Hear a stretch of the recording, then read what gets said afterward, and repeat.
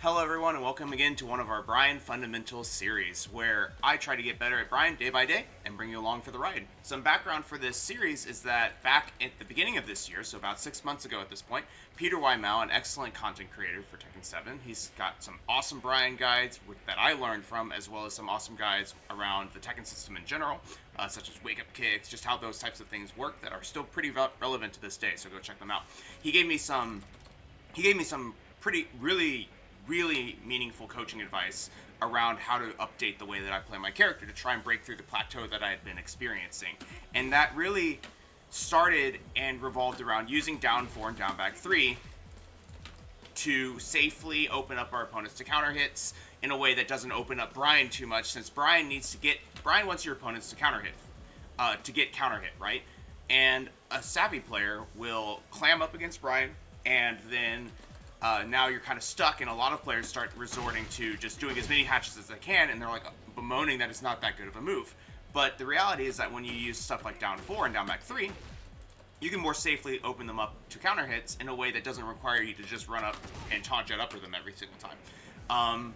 So with that being said, we've been practicing this for like 6 months, and it's been really improving our game plan. But there was 2 other things that Peter really wanted us to practice. The first one was essentially getting more comfortable in the close range. This is something that we've been doing a bit, I'd say, and it's not perfect by any means, but I think it's something we've been trying, right? The other one that he told us was sidestep less, and this doesn't mean don't sidestep, but the idea was that essentially that he told me a story that he was playing with, I think it was Bronson Tran, and he was getting blown up by Bronson doing something. And Bronson basically said, like, why are you sidestepping so much?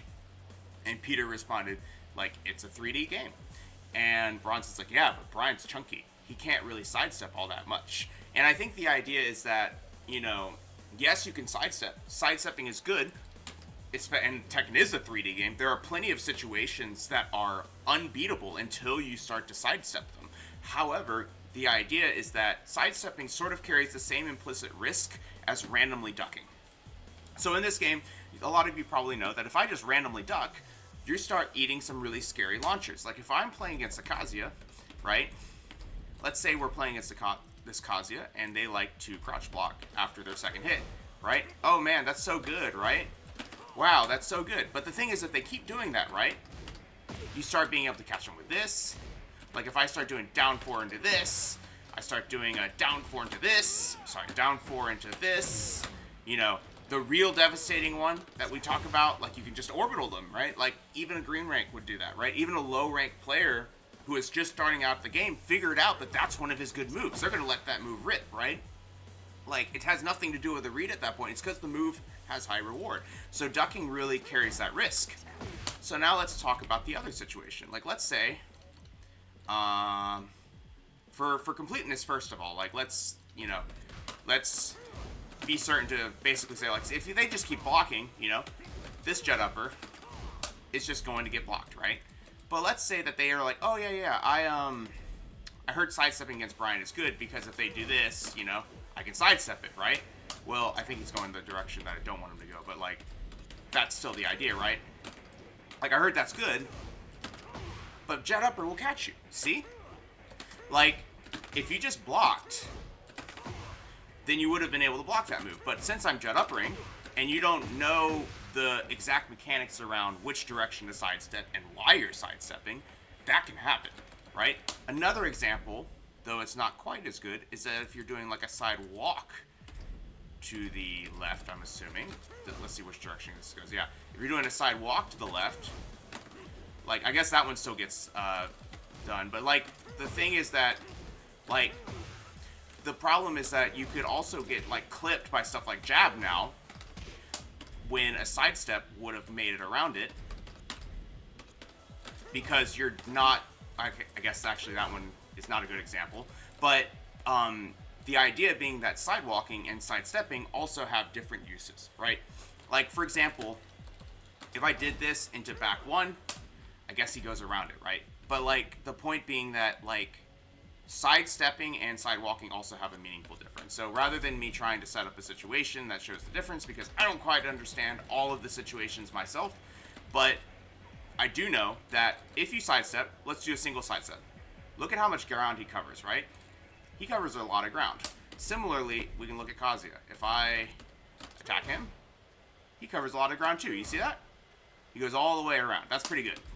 If we ask him to do a side walk, on the other hand, you'll notice that one of the things about the difference between sidewalk and sidestep is that if you kind of like look at his legs, right, he kind of like moves to the right, whereas a sidestep, look at how quickly he's moving in that initial point, right? So sidesteps have much faster evasion during the initial frames, but they don't go as far, right? But sidewalking, yes, Glacan basically pointed it out perfectly. Like, sidewalking covers more ground in the long run, but it doesn't go as quickly at the beginning, right? So sidestep will sometimes evade moves, faster moves, namely, that sidewalking may be too slow to get around. Especially when we start factoring in, like, plus frames, minus frames, you know, like, who's at risk here, you know? That's essentially the idea. So, because of that, all I'm trying to say is that there's a lot of risk here, right? And so, we're going to try and identify some situations today during our matches that may be good for a sidestep. I will start by saying that I think that starting off when you're plus could be advantageous because it kind of gives you more frames to play with. People talk about how, like, I think it's up till about -4-ish. If you're about -4, you can still sidestep. And I think what they mean, or maybe it was even -5. But, like, for example, but at that point, once you start, like, hitting to the -6 and further, I'm not sure if those are the exact cutoffs, but it's essentially as you get more minus, eventually sidestepping's not fast enough, and you're still going to get hit by a lot of things. But because of that, we want to be careful with how we're doing this. And I think being plus will help. So, for example, a perfect example would be like hatchet kick is +5, and back one is +4. So both of those, back one kind of initiates, elicits a bit of a panic, but both of them kind of elicit a bit of a panic. But if you sidestep because you think that they're doing something, that would be important. So that will be our goal today. Though I do want to show you, for those of you who watch a lot, there is something that I like to do a lot that I will show you now. Can I select down one? Does he have down one here? He looks like he does. Yeah, I think he has that. So what happens if I do this? Yeah, perfect. So if I will show you this as a example of something that typically works pretty well for us. So we'll be playing in these situations, right? This is a perfect example of a sidestep being very good because it's like, oh, people like to duck jab at the wall because you're going to try and use that to taunt them, right? And you don't really want to just do down forward too because that's just not that good, right? Yeah, that's great, but what if he just does it again, right? So this is a perfect example of a lot of opponents like to duck jab here or do some sort of move. We're going to go here, see that he uses that move, right? And we can actually react to it. And then you can get your back four, and the back four is a punish. And that's essentially, we're trying to find more of these situations. We're trying to find more of those situations to add to our gameplay. And the idea will be very similar in the sense that, let's go back to the center of the stage, replace this punishment setting with probably just a jab instead. And let's first see, can we get around this? Yeah, I can. So this is the idea, right? Oops. Now that's probably not reactable, right? That's probably not reactable. But it's the idea that you have two ways you can sidestep. You can basically say, every single time I do something, they always jab. So I'm going to use this hard read, right? And I'm going to go for it. Or you have the other option of, like, let's say they do something slower.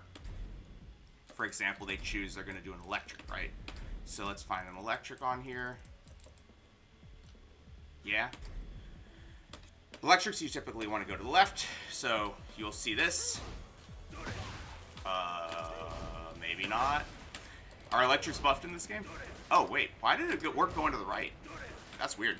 But anyway. You could also, like... That one you have time to basically see it come out, right? And then you can whiff punish. And I think that's sort of the main one that we want to get better at, is getting better at sidestepping with the intention of seeing something miss, right? And then reacting to it. So that's what we're going to try and do. Yeah, exactly, good call. It's like, it's one of those situations where you have to know what's happening and have a pretty good idea of what's going to happen. So that's why I say we're going to kind of sparingly look for it, and we're going to start our games with observation first of all, so that we can not. Oh, you can sidestep it. That was weird the first time. That is really weird that you can't sidestep it there. But sidewalk works because it's slower, I guess. But anyway, what we're gonna do today, so that's enough exposition. We're gonna talk through the plan for today. What we're gonna do today is that we are going to use stuff like back one and hatchet. When we use those moves, we're gonna observe what our opponents are gonna do. Okay, we're still using down 4. We're still using down back 3. Those may actually be good situations to look for as well, but we're going to observe what our opponents are doing. I think down 4 is actually a pretty good situation as well, because a lot of people will do pretty crazy advancing moves, and we can think to ourselves, like, what might I be able to do to beat out this move? And it might be sidestep. So I think we'll add down 4 to that list. And when we get a pretty good idea that, yeah, sidestep is good here, we're going to do it, and we're going to set up the situation and do it. And if we get a whiff, we're going to try and jet up it. That is going to be the plan today. Yeah, it's probably stronger to lab the situation, especially when it comes to, you know, stances and stuff like that. You've seen me do that within our labbing series. Like Raven was a good example of that. I think there was a lot of situations you could actually sidestep. Kuma was a similar one. But this is also a good way to, like, think about it and think, oh, okay, they're doing this move or they're doing that move. I think I can go to the right. I think I can go to the left. And kind of like starting to build that intuition that's really important when you play this game. So, let's jump right into it. And I'm going to set this person back to something useful.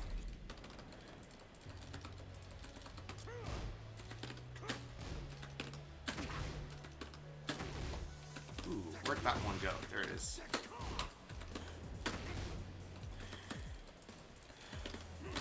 I'm excited to do this today, but I'm also kind of nervous because I don't really feel like I know what I'm doing when it comes to sidesteps. So, like, I know on paper what it's supposed to be. I could explain it to someone, but I don't know, like, you know, for certain, like, when to do it, when is it good.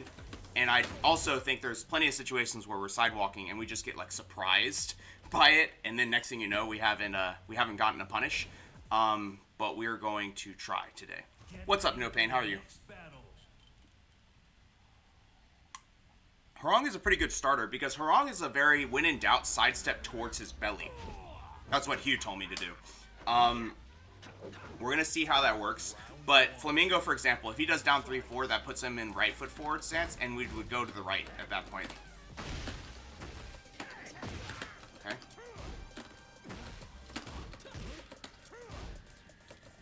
Ducking. You see that?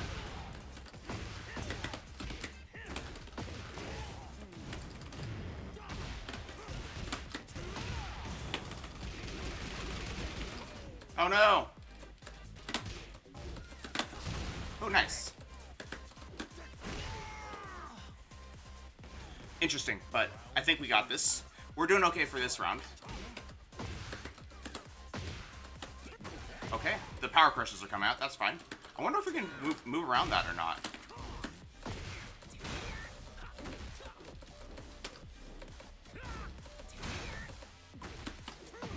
That's just a high extension that a lot of Harongs like to use. Oh no! Wow, we suck.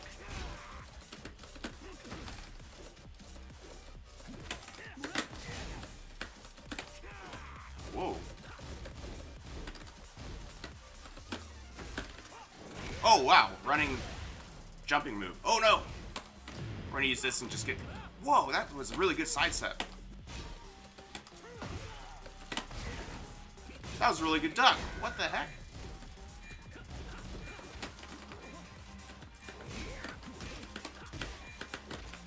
Oh, he got us. Nice.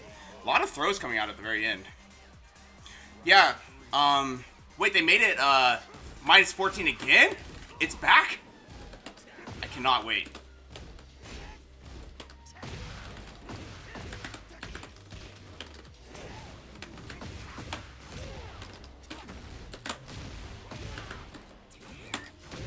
Got that nice, whiff punish there. So actually, that was pretty good. We sidestepped his run-in, right? And then we got a quarter circle forward 1+2 after, which was pretty great. Nice low berry. I'm going to stay on the ground for a second here.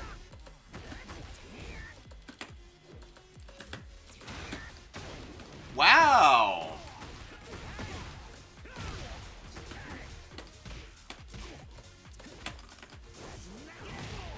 Their low parries are coming out very aggressively. Actually, the reason that I tried to down 4 there is that, like, a lot of Harangs like to do the power crush. But if they're going to duck that much, we do have to punish it.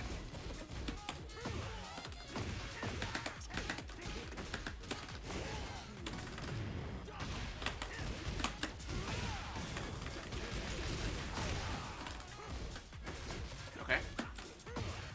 They really like that extension, so that is giving us some free mileage here.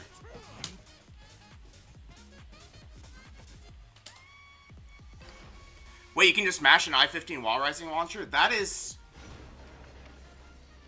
not as relevant for Bryan, because Bryan's always just wall rising 3 and stuff every option. But that is really nice that for other players to be able to do that, for sure. Like, other characters really need that. Look at the recovery on that move, though. It's unchanged. Okay, nice. Try to sidestep, did not work out.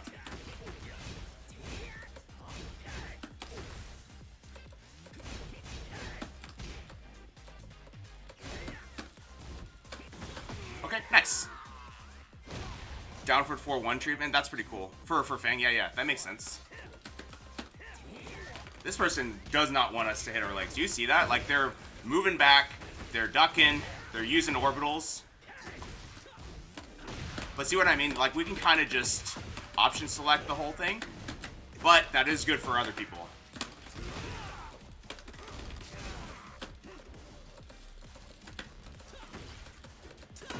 Wow, nice.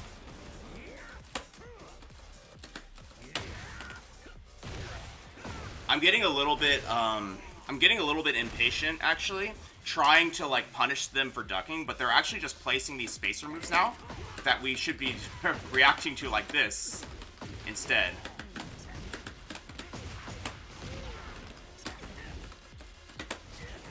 Nice duck. And we're using too many highs and lows to approach from far away. They already kind of know that's what we want to do.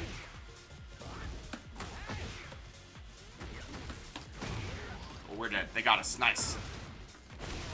They got us. But you'll notice that from a sidestepping perspective, we're not really doing anything yet, and that's all right.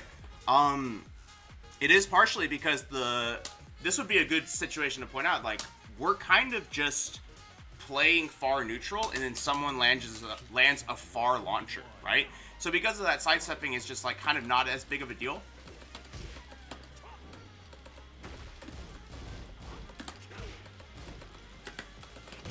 Oh wow, I did an orbital. Dang it. Guess it was slow.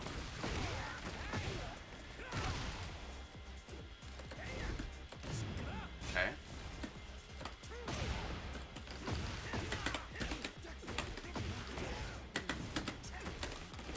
Oops. Nice. I feel like everything they're doing is beating us right now, which is alright.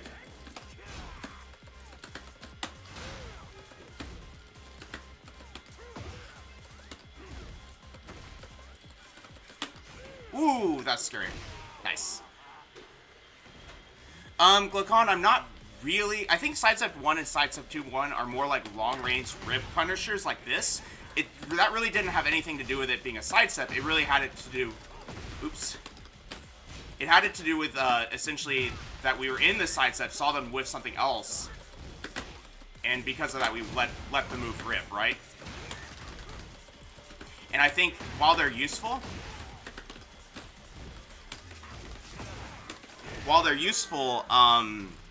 it's not really about like sidestepping at that point, right?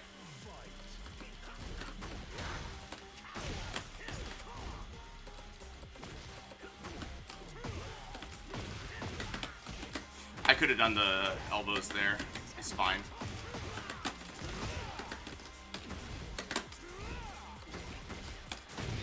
Nice mid. Oops.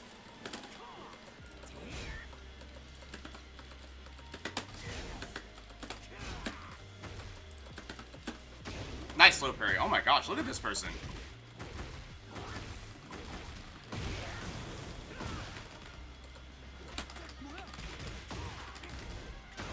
Look at this person. They know it all. They're so good. Wow.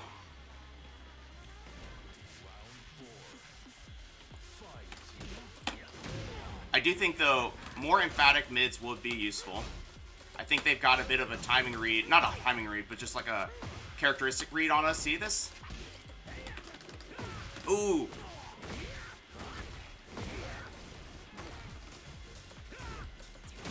Oh my gosh. Got my...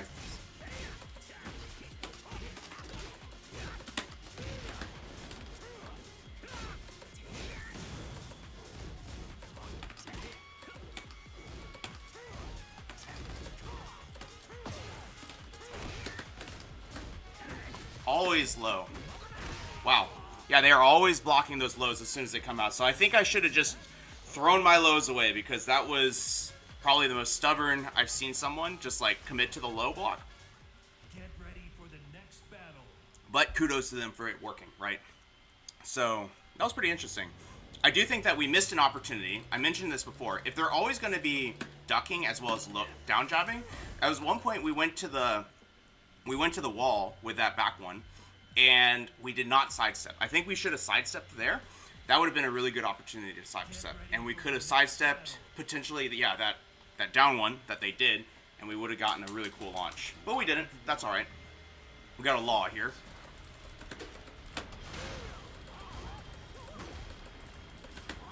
Nice. Wow. Let it rip.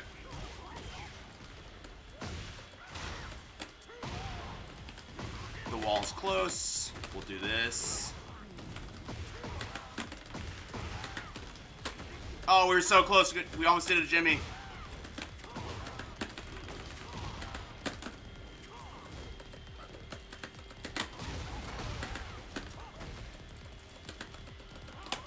Nice. Got that whiff punish. But as you can kind of see, right? Sidestepping doesn't really come into play a whole lot. In the sense that we're playing far away, right? What are we sidestepping? Nothing. And I tried to sidestep there, right? He comes in and I sidestep. I don't know what I'm doing and I get hit. So it's like one of those things where we really kind of need to be very careful with when we choose to do that sidestep. Oh my gosh, I keep walking into it.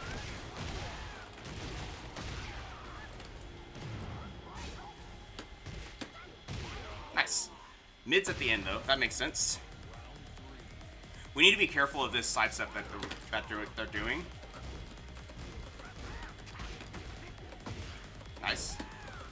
I thought he was going to do it again, to be honest.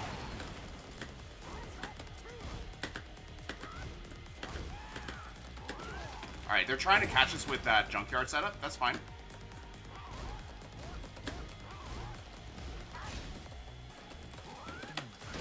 Alright, just try and get some momentum here.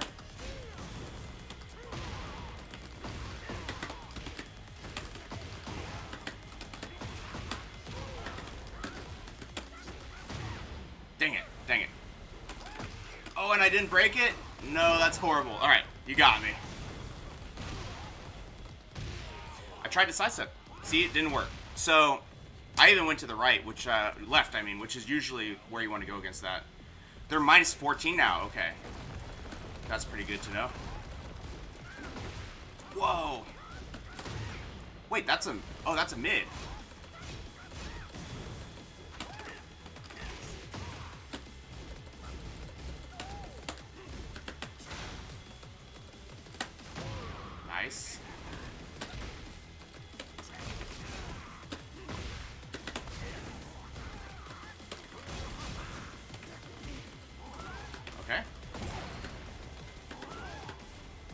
That's fine.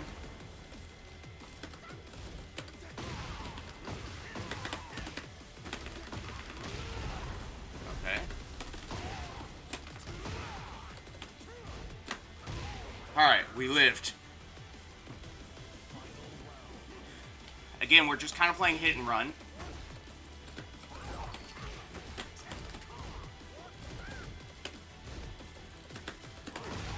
Man, every time we approach, we kind of slow down a bit and are getting caught by that move. I'm a little bit shook by it, but I think we can figure it out. And you see, if we don't do anything, he'll slide us, so it's pretty scary.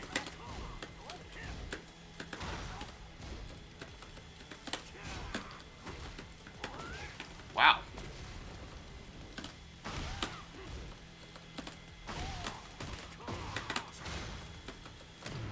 Got me.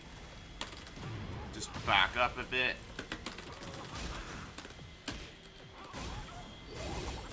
Sure.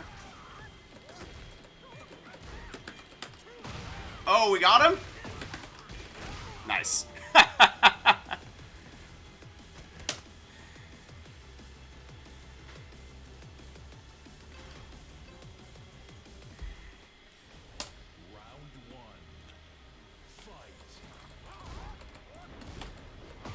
Ooh, that's pretty cool.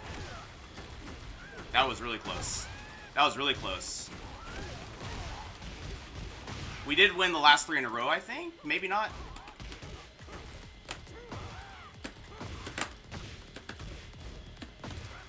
Okay. We were told that's minus 14. Though it seems to be a natural combo, so...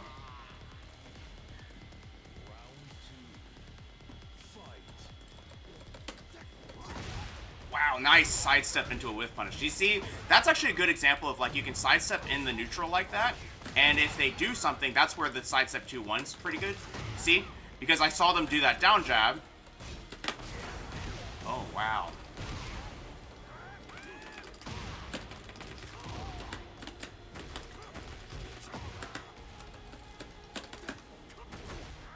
Nice. Oh, nice. Caught. Wow, they broke. Bryan's heat smash is so bad. He caught me doing my heat dash. He caught me doing my heat smash by using a grab, which is wild. You heard Bryan start it, and he still grabbed us, which is wild. Nice. They are trying to, like, elicit a bit of a reaction from us. That was a weird series of events.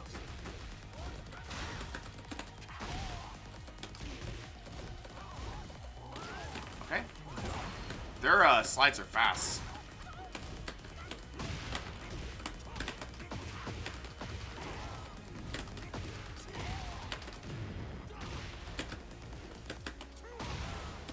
Wow. We saved it. But you'll notice there's, like, it's actually not really, there's not really much from Law right now that I see that's like, oh yeah, sidestep this. A lot of it's just turned into 2D Tekken, right?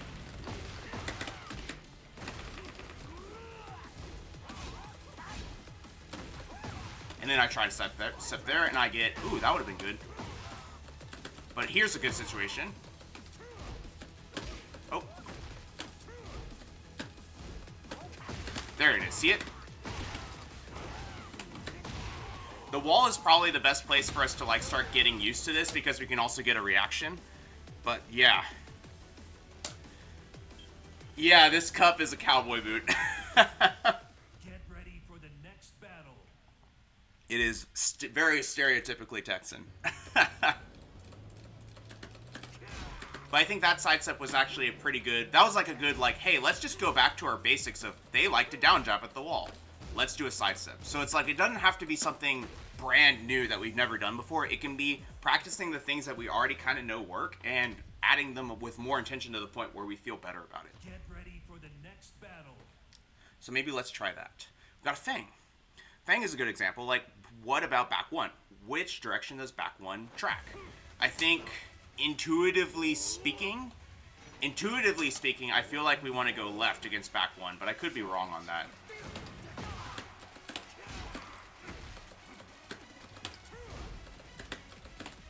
going to the wall.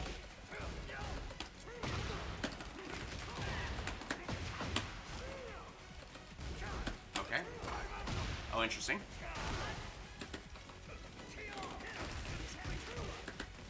That's a good example where it's like we know that move is linear, so we just start moving to the left, right? But I should do a back 3 there. Or a 3-3-2 for that matter. Alright, I tried to go... Oh, interesting. You see how that one left him back turn? Alright, this is gonna be good practice, I think. Ooh, nice. How's it going, Levi? Okay.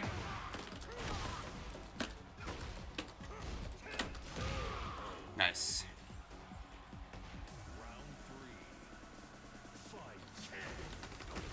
I'm seeing that.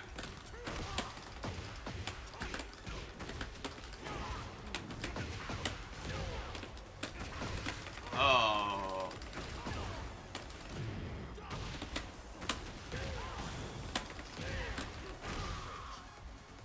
Bit ugly of a combo. I thought it was a sidewall when we initially got that back 4. But it worked.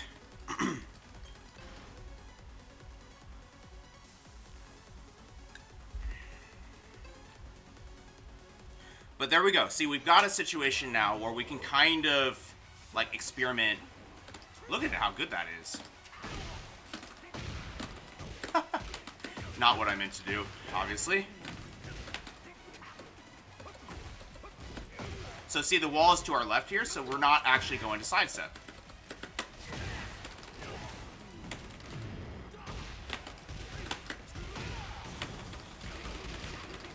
You really have to be right on the wall.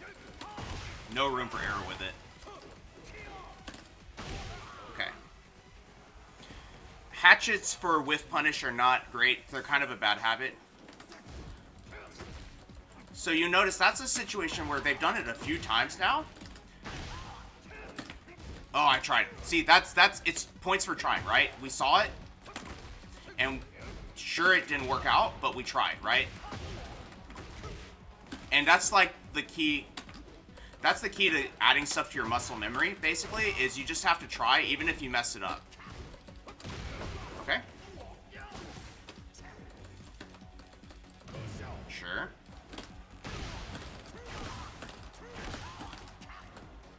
Oh, nice, we got it.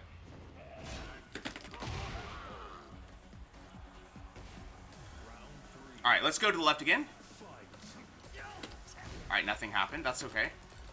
Tried to whip punish. Didn't work out. Wow, we tried. Do you see that? We really tried. That's okay. Okay. We are obviously forcing this quite a bit because we have a bit of an round advantage. Ooh, nice. But that's the idea. And you'll notice that they're actually getting us with a pretty cool setup where they do the tracking move to lock us down and immediately do a backswing blow. Oh, wow, that caught me anyway. Nice. There it is. That's the one I was talking about before.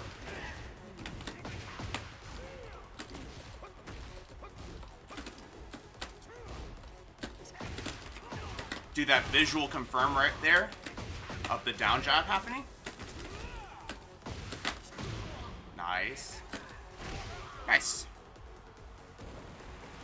Jet upper is extremely awkward to do after its step, and that's why we need to get good at it, because it's not something that just kind of naturally comes out. It's one of those things that you really have to practice the movement, because it really is up, forward, back two, right? And you really have to, like, for me at least, if we're holding up when we do it, which is already kind of hard to do because you're just doing a side step, right?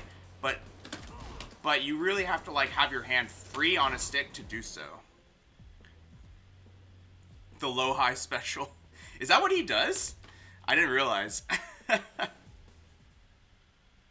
ready for the next battle. Are you talking about chipping him out at the very end with the heat dash, or do you mean or with the heat engager, or do you mean sidestep back four before that? Oh, sidestep jet upper. Yeah.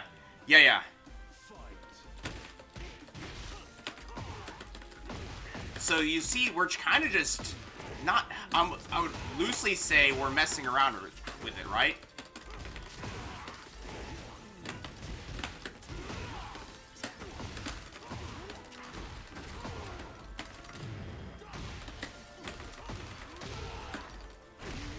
All right. We should have done heat dash there to reset it a bit.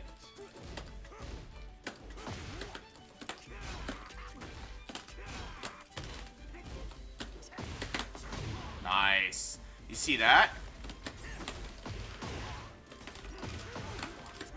Oops. Bad combos, alright. Oh, he went for that. Alright, can I knee here? I can, but we don't have a tornado anymore. Nice. But yeah, you're right, no pain, now that I think about it. Nice.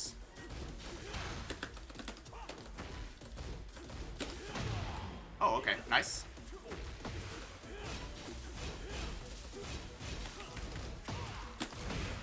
Okay.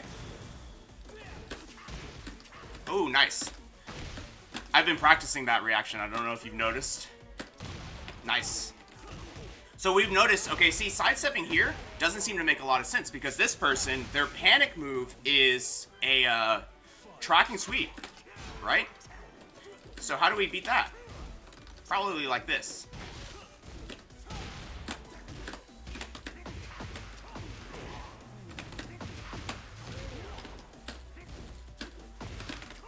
Oh no! Oh, that nice, nice, nice. That was actually my messed up punch parry. Ooh, what? Nice. What's up, beaters?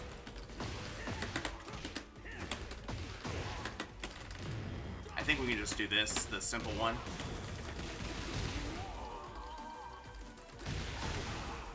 But man, just having a single move, I don't know if y'all caught it, because it only floated, so it wasn't like a really strong, you know, representation, but the Lars did that like forward, I think it's down forward 3 into dynamic entry, and we labbed that forward 3 stuffs everything there.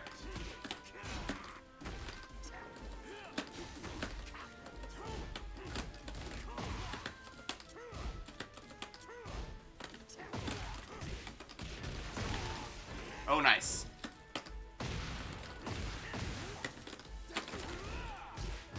I'll never get that thing correct.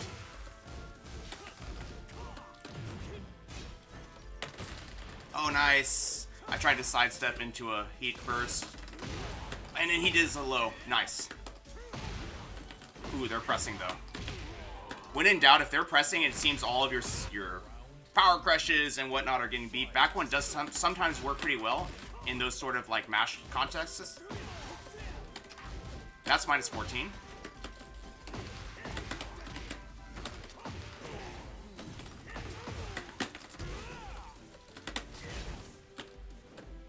Nice, we'll just let him do his thing here.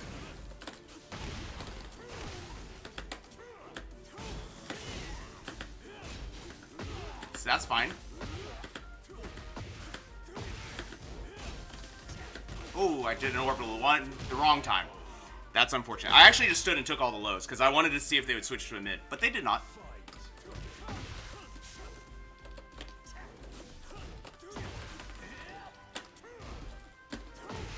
Oh, nice. And we labbed before that side walk to the left. Actually, just sidestep to the left. Oh, nice. We labbed that sidestep to the left. If he does dynamic entry, the jumping kick, the 3+4 jumping kick, we get behind them, so that's okay.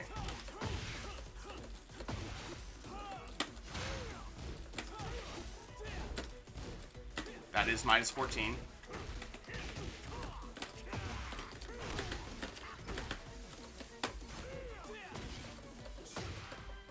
Sure. Nice. They got us. The Lars got us this time. But that's alright. That M. Bison guy's looking pretty good.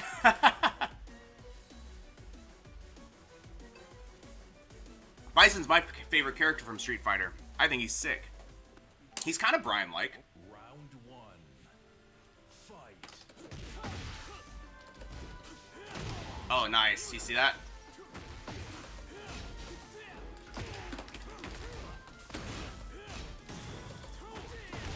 Wow.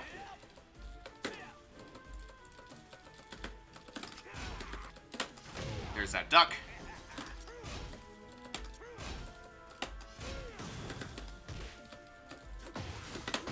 Nice.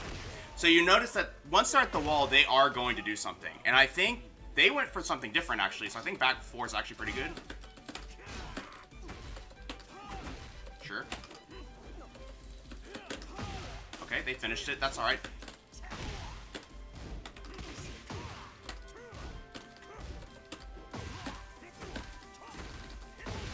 Nice.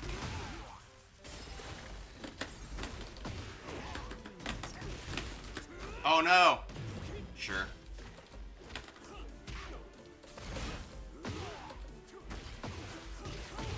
Oh my gosh. I tried to sidestep there because I thought he'd low us and we died. But see, sidestepping is pretty scary, but we have to figure out what to do to beat that.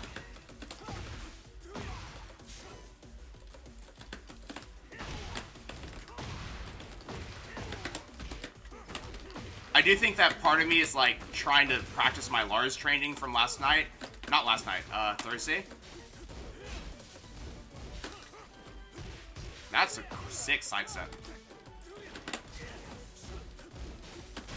Nice.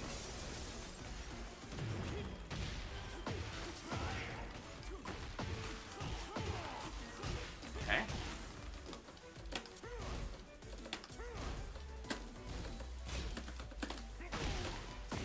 They pressed, finally. They finally pressed.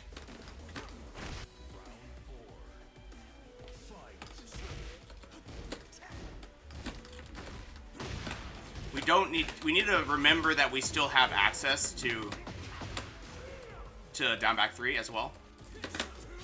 Oh no. See, we can react to that.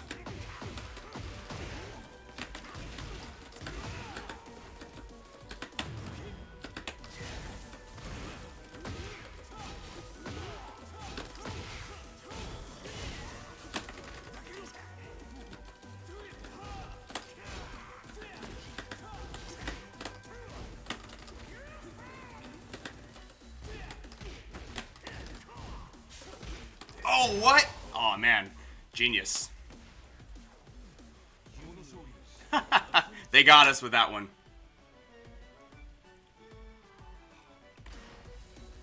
But that was actually pretty interesting. I think that the biggest mistake that we made there, right, was that we started getting good timing as far as the sidestep practicing is concerned, right? And let's try and lab this, actually, because I think this is pretty useful to try and get a little bit more solidified, is probably the word that I would use. Lars. Essentially, there was a situation, right, where essentially he would do his not rage drive. What's it called in this game? He would do his heat smash, and we were getting very good steps on it without the capitalization that we wanted. So let's activate heat here. Oh, we want it to be on defense, I think. And then what we want to do is set up essentially a punish. We want to set a punish that is them doing their heat, which doesn't look... Oh, there we go. Perfect. This is pretty cool. So see, that's what would happen a lot. Maybe not specifically after that move, but we need to be able to set up the situation. So just realizing that we have to like really follow them, right? And figuring out how to do that. And it's hard to do. Let's try a different way. Oops. Oh. If you go forward too much, that happens.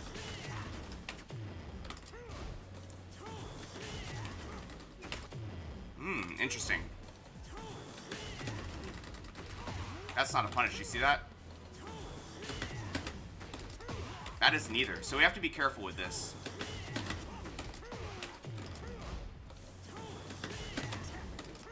Wow. So you kind of have to maybe... You kind of need to catch him when he's coming down, I think. Like that. But it's really tight. Wow, this is really tight. It's because if we do that, that happens.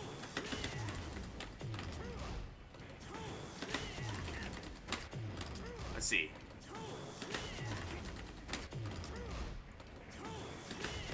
We could just do that.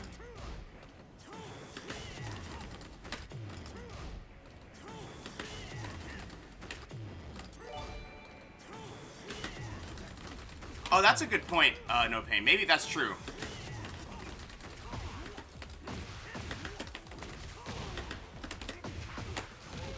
Maybe so, to be honest. But as long as we can get to him, basically. Yeah, so let's... So yeah, maybe worth trying. So that's worth practicing. So we're going to do that until the next match.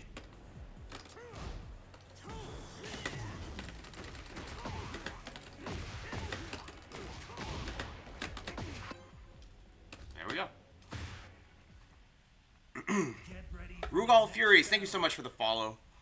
I'm not sure why my notifications are off for follows right now, or I'm just not hearing it.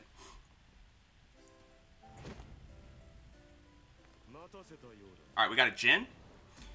Jin is interesting. He's got a few situations like the 1, 2, 3 that are sidesteppable to the right.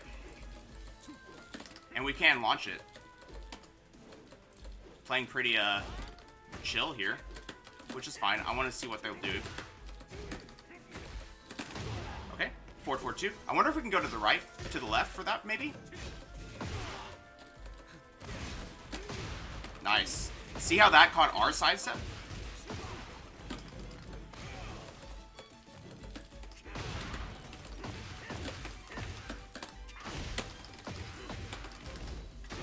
Nice low parry.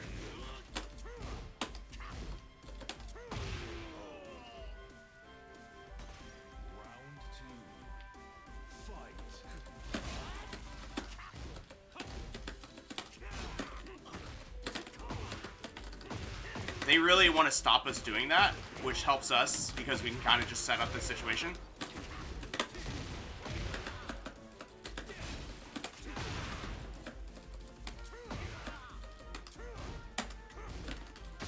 Nice low parry, holy crap!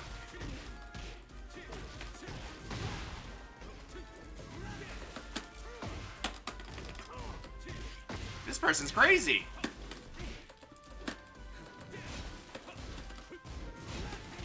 That one's minus 13, I think.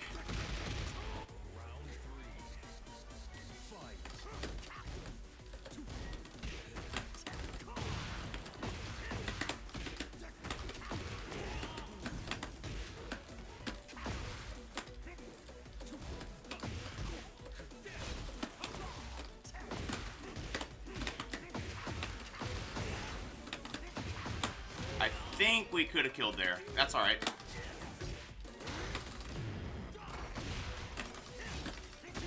Wow, this person's blocks are crazy.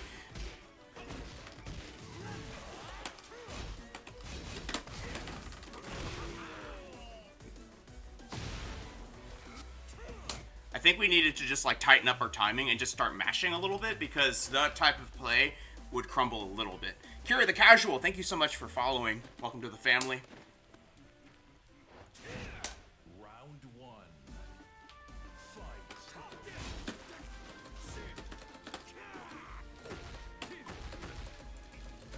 They're really trying to find that, nice.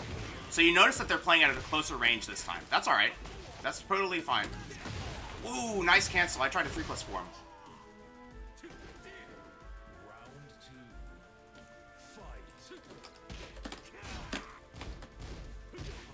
punish.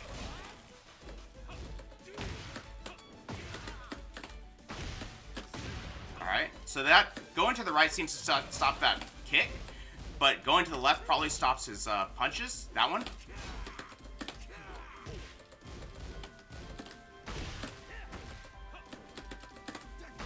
That one specifically. Oh, God.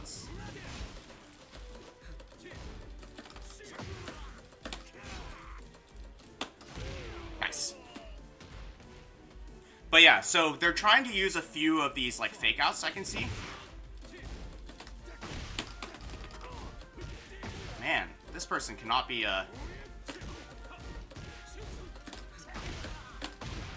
Okay. Alright. They're kind of running us down a bit there. Nice. I tried to go around it, but I don't think I got a full sidestep. I just kind of stopped blocking instead. What on earth?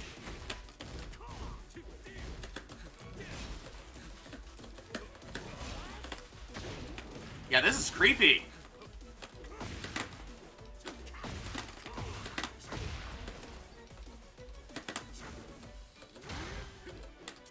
I'm a little bit creeped out.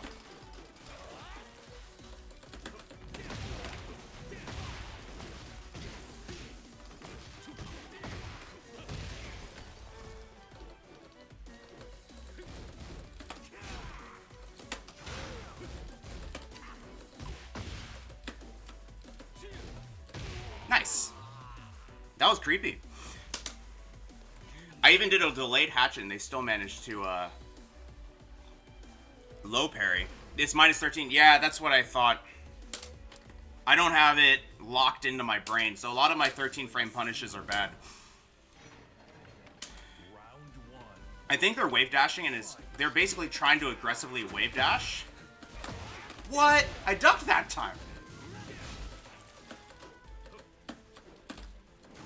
This is crazy. It feels like they're adapting before I've shown an adaptation.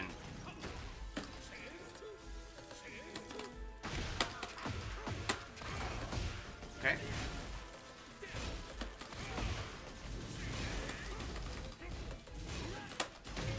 Okay, we at least got that.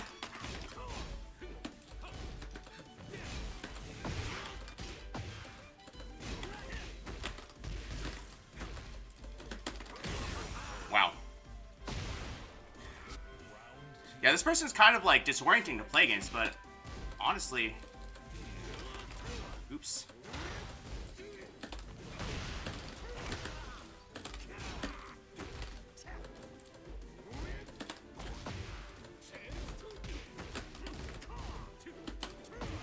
I was gonna say, they've got a bad punish for that at least.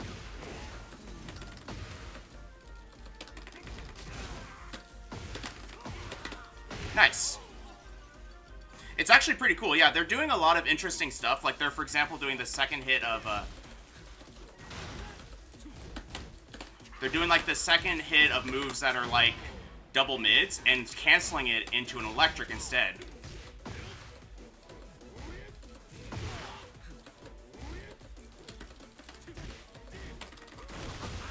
But at some point, we can just, like, match back, because they aren't using open timing at all. They're just kind of, like, going in. So we can kind of just wait, and at some point, we just choose a spot, throw a move out, and it beats them.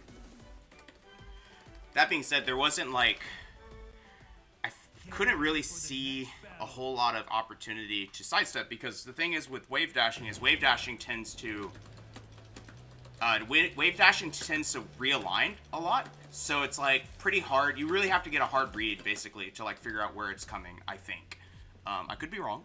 I could be wrong, of course, but I think it's okay for the moral of this session to be half the time there's no sidestep, or there's not a lot to sidestep, and that's okay, because we need to be drilling the lesson of both sidestepping all the time isn't good, but the few times we do, we need to do it with intention, right?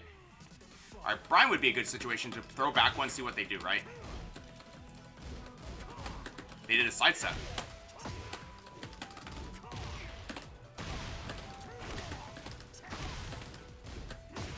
Okay.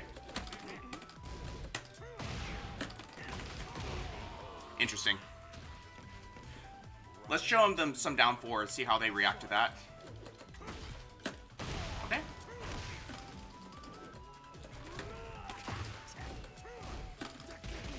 What? Oh, that is 13 frames. Never mind. Oh, that's amazing. Wait, that combo's back? I thought it was gone. Nice. That was funny. That was awesome.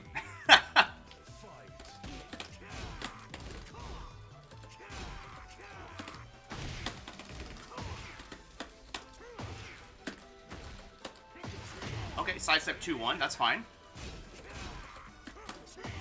Okay.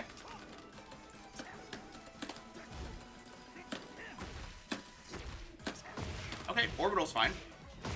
I actually kind of want to test out this opponent a little bit. Ooh, what? Dang, this person's got it. I actually went 1-2 into back 1, and they actually just back 1 us back. Nice stuff.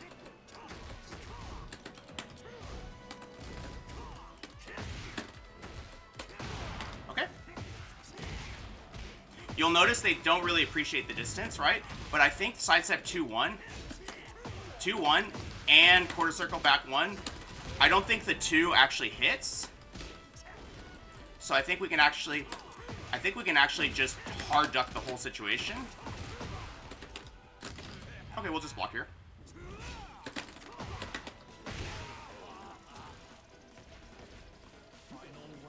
Let's try and jab and do this. And then we'll do that. See? It's fine.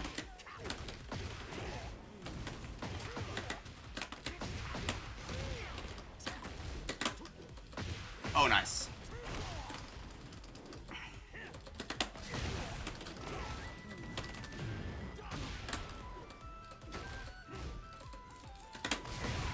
Nice. But yeah, you see that down 4 is really setting up some situations where we can just heavily punish the panic. Which is good. Now, I wonder if we can sidestep that quarter circle back 1. I'm not really sure. Seeing as they're doing also sidestep 2-1 in that situation, I'm not really sure. Okay.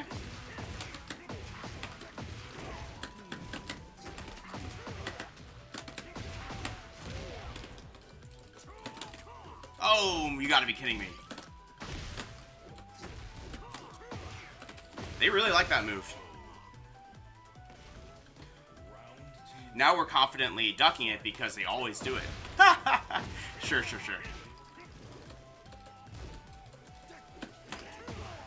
All the duckable moves, sure.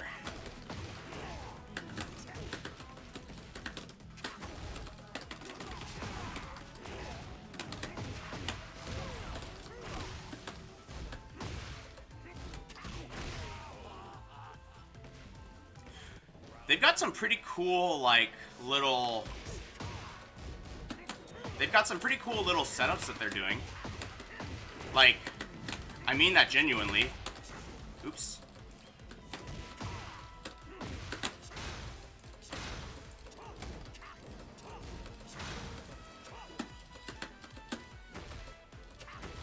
What happens to you? Oh, nice. Okay. Sure. Of course, Kira. Welcome. Welcome to the family.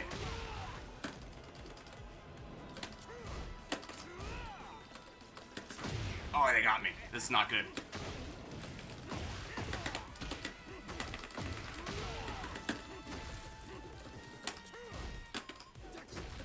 Nice. So they still are pretty emphatic about that sidestep, you notice.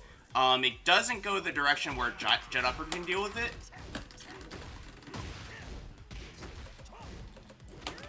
But we can still get something out of that.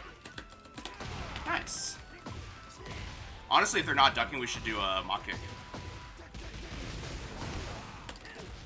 Oh, nice. I tried to spring kick, actually. Good to know that that beats that out. Okay, sure. I wanted to see if he would do it. I thought you lose your,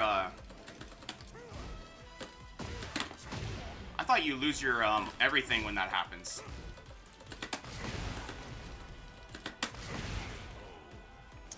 Just putting the wall of Mach Punch for them to get through.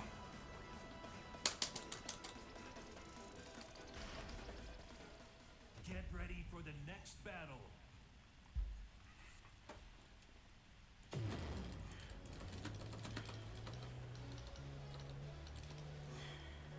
Interesting stuff.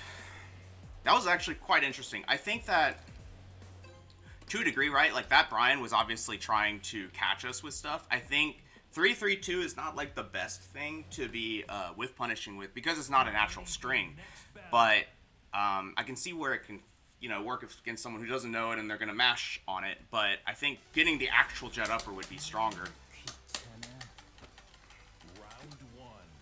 Speed feats. Okay.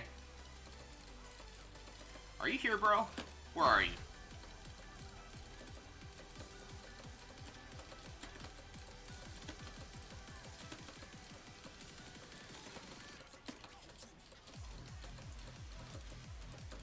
You get 1 round. You get 1 round to come back.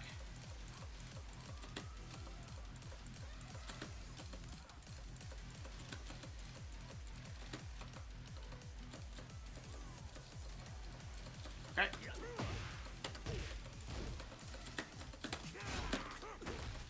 Just slow down a bit. Do it again. What are you gonna do?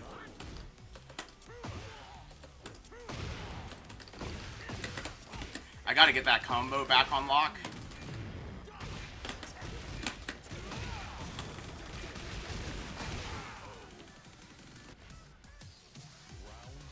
How do you improve your defense as Paul? No pain is in the chat. Oh, okay. But what I would say is, for starters, it depends on where are you struggling with Paul's defense. Like, are you, like, for example, what rank are you? Like, are you dealing with, like, this type of defense? Or are you dealing with more just, like, I don't know where my turn is, you know? Okay. That's fine. Oh, see, I tried to sidestep and I got launched. Right foot forward, or you gotta sidestep to the right.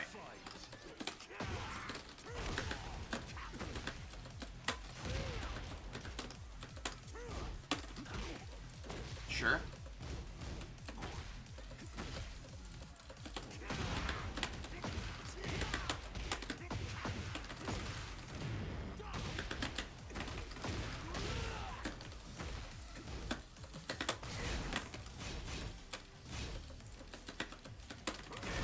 Ooh, he switched.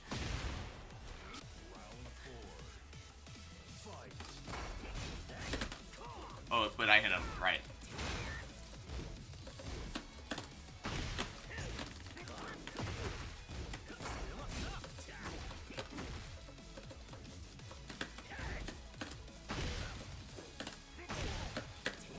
Okay, nice, nice.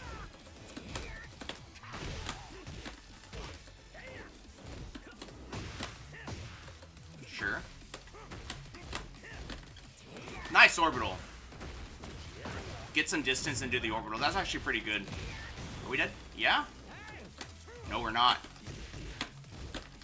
Oh, nice. They got us. We got a very flattering shot from Harong there.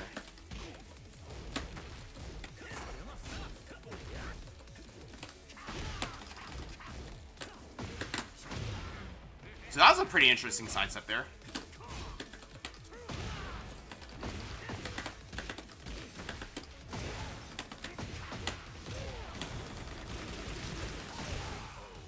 That was a pretty interesting sidestep.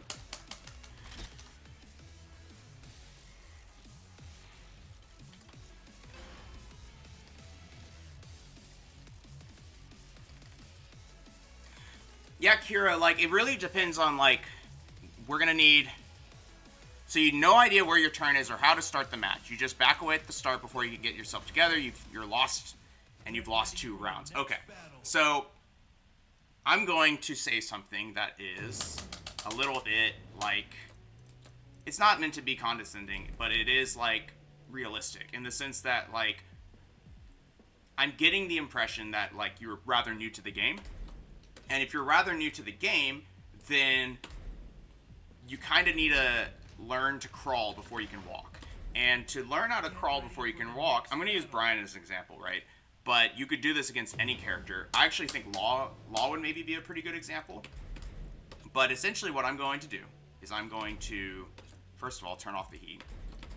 And then I'm going to set Bryan to record some moves, okay?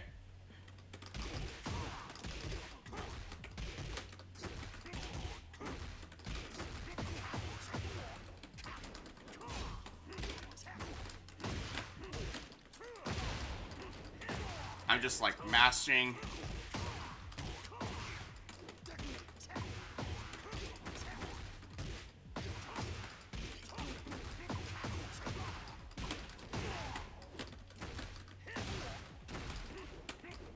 Alright. Now we got a situation. How do we beat this? And I didn't do anything particularly weird, right? So there. See this? There's a bit of a break there. So. Oh, I did orbital, it didn't work. Paul would be like hop kick, right? Oh no, that didn't work. Hey, that kind of worked. That didn't really work. That worked. Or like... Oh no, I got hit anyway. Like, my point is that just learning how to beat something like that, right, where it's just like pure mashing, is a good start. Because you need to basically just get a feel for the rhythm of the game. You can either do this in ranked and lose a lot, which is what I did, but if you don't have the stomach to do that, then you can do it against the bot like this. Is 3+4 good? No. Oh man, I'm getting blown up. Like, the point is, that's my point, right? It's like I would practice mashing, and then I would practice against literal mashing, and practice just like using the rhythm of what they're doing to figure out where you can take your turn, right? And then do it again. Do it with a different set of mashing. You can even record it like a bunch of different times. For the next battle. Right, exactly. No Pain even landed on it too. Like, I don't want to give you too advanced advice. I'd rather err on the side of too basic advice before I move on to the advanced advice. So that's why I'm like, alright, for basics, learn how to beat that. Okay, I wonder if we can sidestep that. You know? I feel like we can. Okay.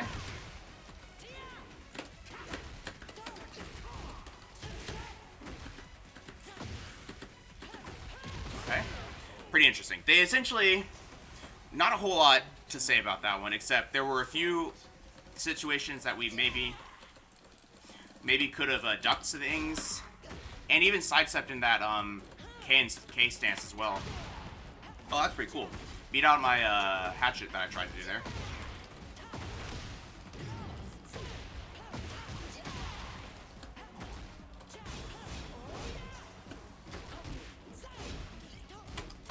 Oh no, that's not what I meant to do. Dang it. But see, that's a good situation. Like, if you have a Leo that's doing that, you need to be able to beat it. You can even do it in your replays. Ooh.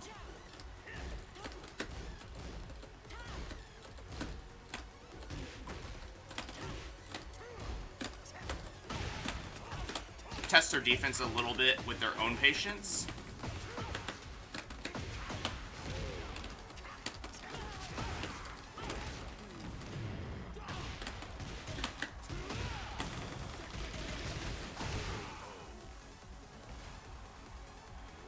Alright.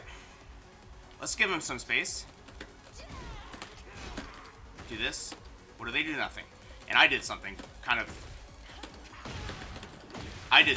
of greedy there. So let's be careful.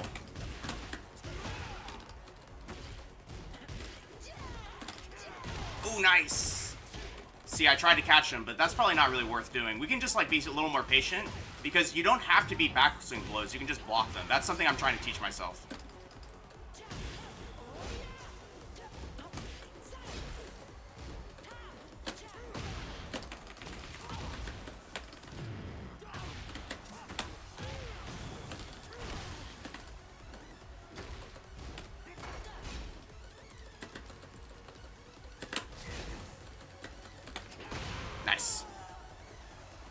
Kira, does that actually make sense? Actually, you're right, Big Germ. That's actually a very good move to be using. Ooh, nice.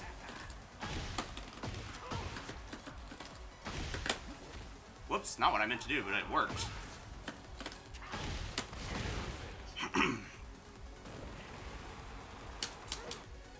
Alright, cool. But yeah, like, I remember when I played Bryan for the first time, I went up against the Law. The Law was spamming all these punches against me, and I was sitting there like, what the hell do I do? Like, I don't know what to do. I can't even get up. I can't even press a button.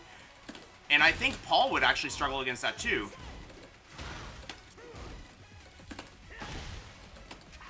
What the heck? Look at that.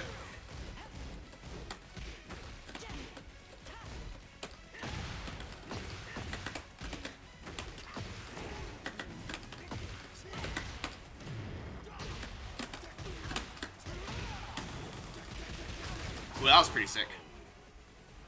But yeah, and basically, I practiced all this stuff with Bryan, and it turned into just jab strings. This. Just learning how to beat that.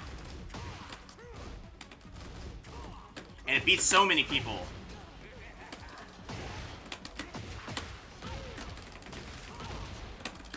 Oh no! Big Germ, thanks for the tip.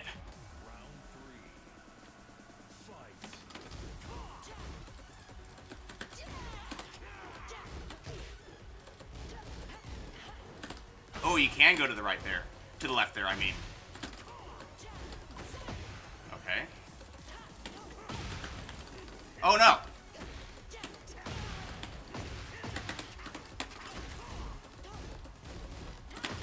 Nice. Nice. So stay ducking there. That's fine.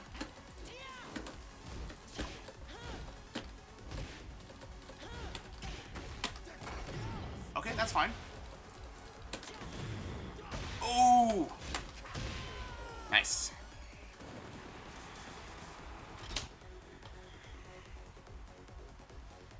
But Kira, that's my point. Like, I think actually setting Law to do that is more effective than what I just did with Bryan. I did Bryan because I'm, like, a little bit more familiar with it. But, like, even with Law, you could just basically mash his punch, mash a bunch of buttons. You'll get some pretty cool combos coming out, some cool strings coming out that will be good to practice against. Get ready for the next battle. So, like, and also, you know, let me be clear. Don't feel bad that you're struggling against it. We all struggled against it from the start. Tekken's a complicated game. And you see, this is what you see, but, like, the starting is much less glamorous than that, right? Like, when you first start out, it's much less glamorous.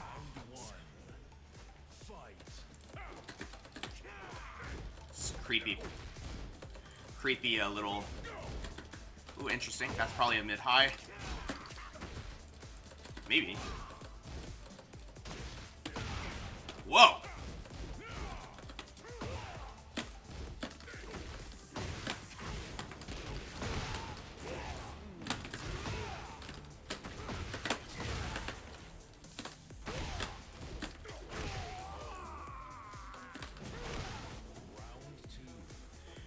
Alright.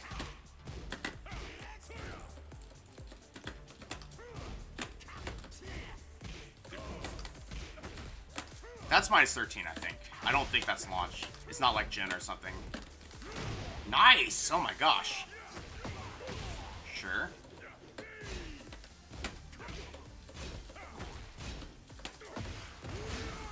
Ooh, nice. Let's get some distance here. Nice. Good stuff. I had a feeling he'd do it, but I kind of just want to make him do it, to be fair.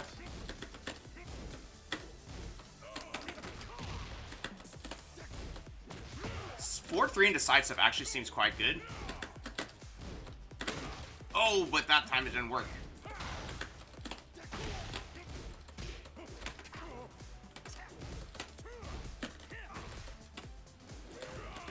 They've got this interesting rhythm where they kind of just back away a lot of the time. Like again.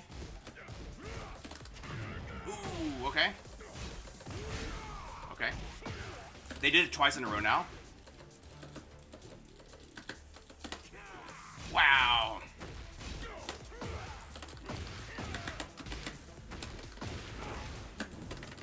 Oh no.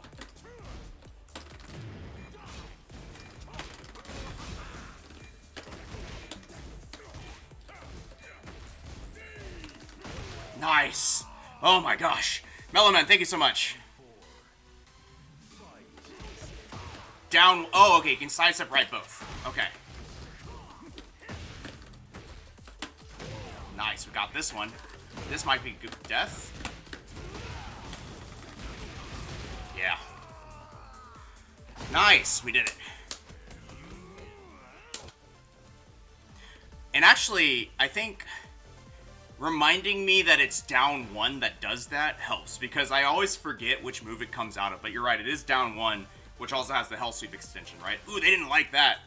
It's because we ducked the string correctly the first time, and then the second time out of his, what, like, is that like sidestep 3, I think he is, or maybe quarter circle forward 3? His quarter circle 4-3 string, the very low like kick he has that goes into 3 hits. It's a high, plus high, or knockback high, or a mid. We defended against it correctly 2 times in a row in 1 rounds because of it, so. Knowledge is power. Wait. The Hell Sweep extension is minus 17 on hit?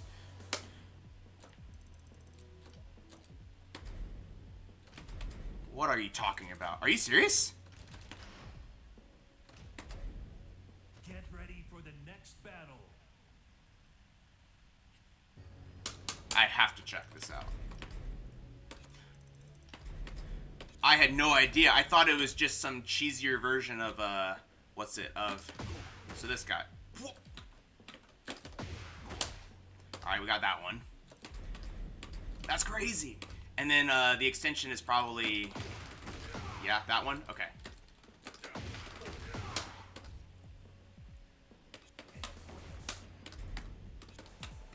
Alright, so first of all,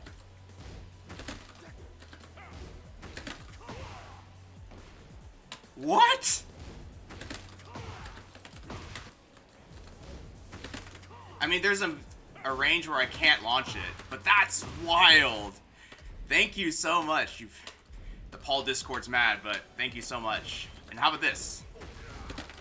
That one's just easy. Okay, we just block. Wow. Wow. That's up there with, I knew this one. I think it's this move. Let's see. This move, you notice. Same deal, right? I knew about this one. Sorry. I have to do it right.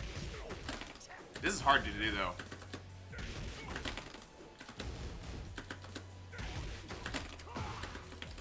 I knew about that one. Which is ridiculous, too. Paul's such a goofy character. This is why they say it's so much like just knowing that it's not real.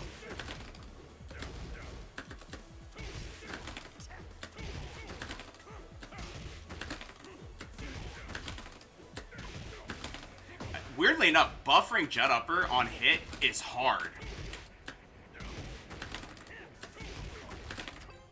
There it is. It's really hard to buffer Jet Upper on hit, so you actually kind of need to practice it. So if Bryan, for example, ever actually Jet Uppers you after that, they've literally practiced that situation, because it doesn't just come out naturally. Alright. Santa Claus shall you. Alright. Okay. Sure.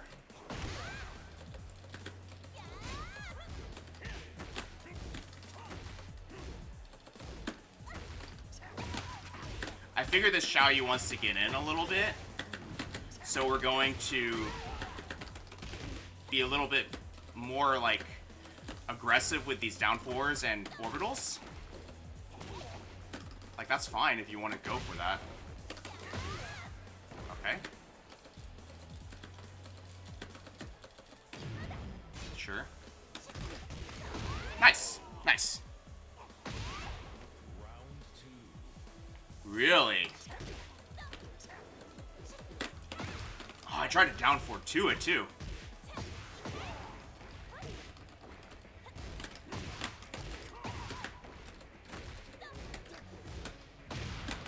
That delay was sickening.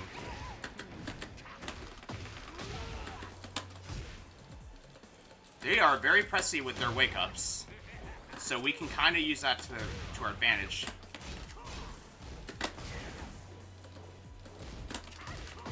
That's just guaranteed.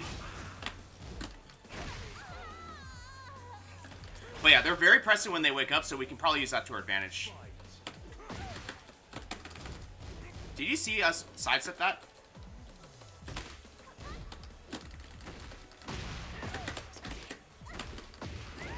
So I think we can use this a little bit to our advantage. Wake up. There it is.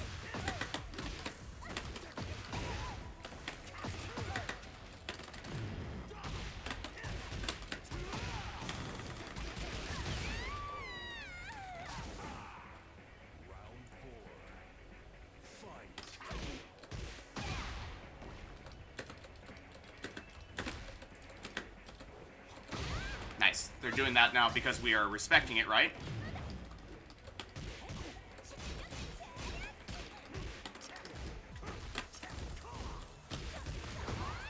Sidestep block was pretty sick from them.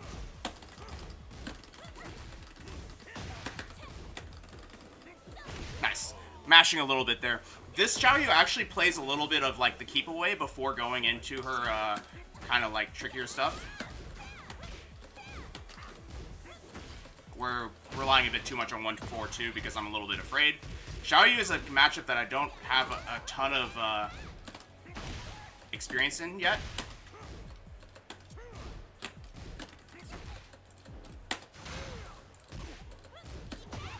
Okay. Sure. Wow, nice. Good cancels. But you see what I mean, though? We kind of... We can basically bully them once we're on the offensive. From a player matchup standpoint. But we have to be a little bit careful with the way that she approaches us. And that's where I think down 4s are very good.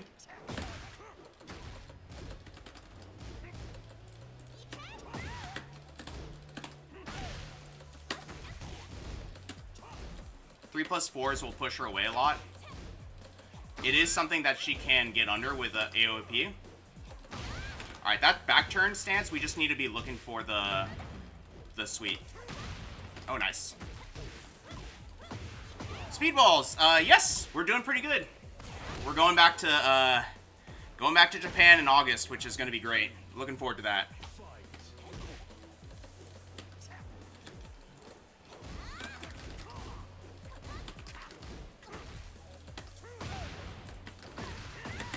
She's actually not doing a parry after that. So I can probably do 3-3-2. We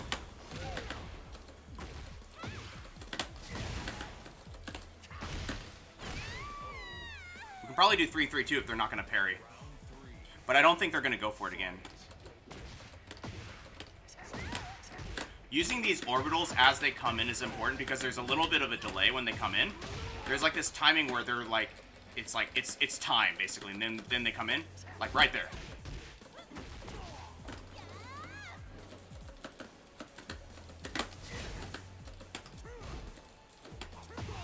AOP into it that weight is pretty cool.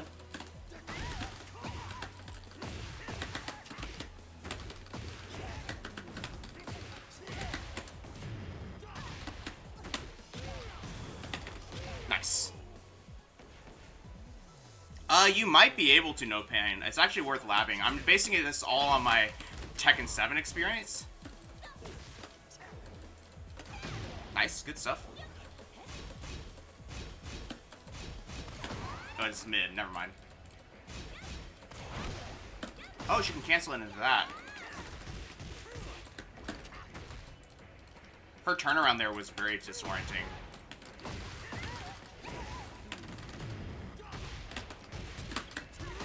Well, we got lucky there and we won this one. Woo! Thanks, Speedballs. Minus 11 on block into back turn. We're talking about the string, right?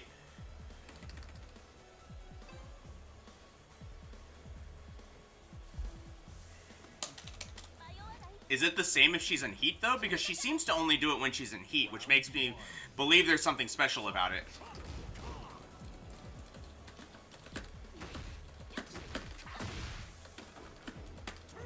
Nice. That was pretty good.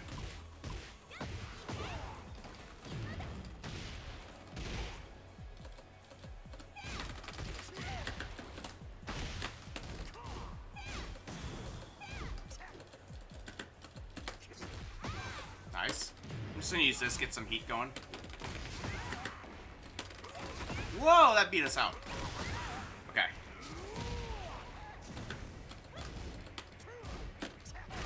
Nice. Oh, we're talking Cali roll. Okay, okay. Gotcha. I thought we were talking about the 3-hit string.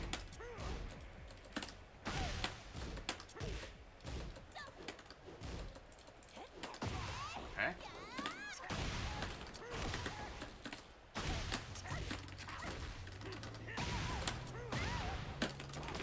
Wow. So that's actually a good situation to note. Like, if you get that back 4, but you think that while rising 3-4, but you think they're mashy, you might as well lead it up with a back 1 or a 3+4. Because, you know, if they're going to mash, they can beat out the taunt. Oh, that was pretty cool. Everything worked there, exactly.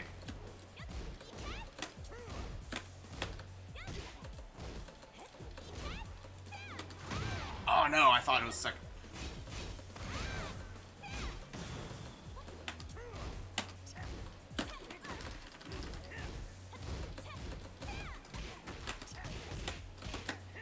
Okay.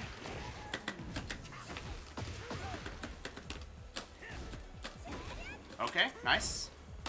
We're gonna use this and give her some space here. Yeah. Oh man. No fear, that's good. Sidestep right the last hit. That's what I was asking. Yeah, yeah.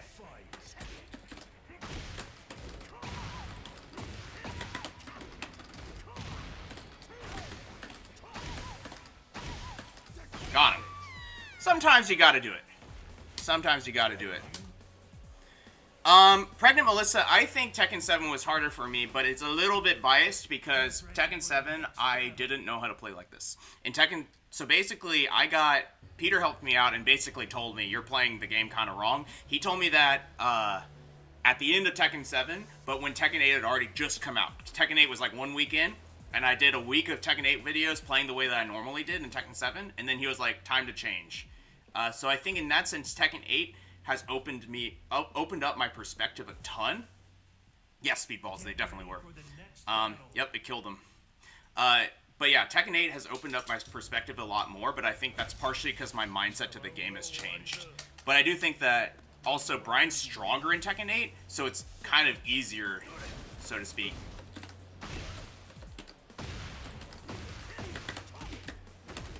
Okay. Just do this. Wow, this person is either pressing buttons or ducking a lot. Nice sidestep there, though. Oh, you know what? They're, sidestepping. Oh, nice. I was gonna say, I had the health lead. I didn't need to mess with anything weird there. Tekken 7 Bryan combos are harder. I do agree, but I also think that, he's got a lot of intricacies, is that the word, in this game that make him pretty fun to play anyway. But I do agree that I feel like I sweated a lot less on his combos in this game. Okay, that's pretty cool. Pretty cool setup.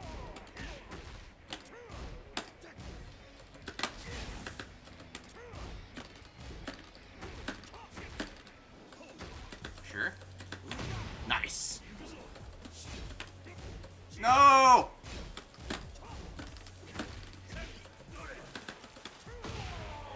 Nice, that was scary. Even block the Hell Sweep. Man of the Hell Sweep. That's fine. Whoa! I wasn't ready for that.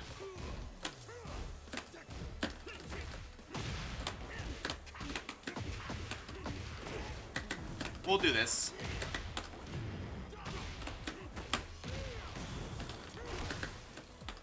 Oh, you know what? We can do the wall carry now. That's a punish. Unfortunately, Kazuya, just like Bryan, is one of the more commonly seen characters, especially from back in Tekken 7, so we all kind of know what his classic stuff does now. Yes, I agree with you, Speed Walls. Yeah, we scared the bejesus out of them. They don't want to play with us. But as you can see, sidestepping is like not really something that comes up a whole lot because, unfortunately, we play so much of the game like this that it doesn't come up enough, right? So, like, we'll have whole games where we're like, I don't think I can sidestep here. I don't think I can sidestep there. Especially since in that case with this Kazuya, like, what are you going to sidestep? He's doing jab strings. They're doing jab strings and they're doing hell sweep. But the problem is that the one time we would sidestep, it's the reason we didn't was because we were afraid of the extension of the jab string. We already, if we expected the hell sweep or expected something, we could have just ducked anyway, right?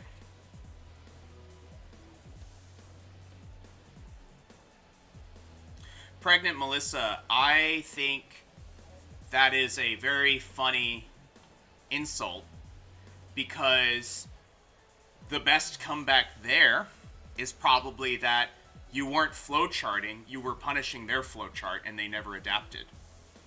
Because if you're flowcharting, but it's because your orbital keeps catching them, right? That means they're flowcharting and you're being rewarded for noticing it, right? You might be flowcharting. It could be the two flowcharts, you know, collide and yours wins. But at the same time, at that point, is it really a flowchart or is it just beating them out, right? So, don't let that, like, changing for the sake of changing is something that a bunch of, like, it's like a cope thing, right? They're mashing there. Why are they mashing there? What do you do here? Nothing. How about again? Okay, sure. Have it here. Nothing. They do nothing?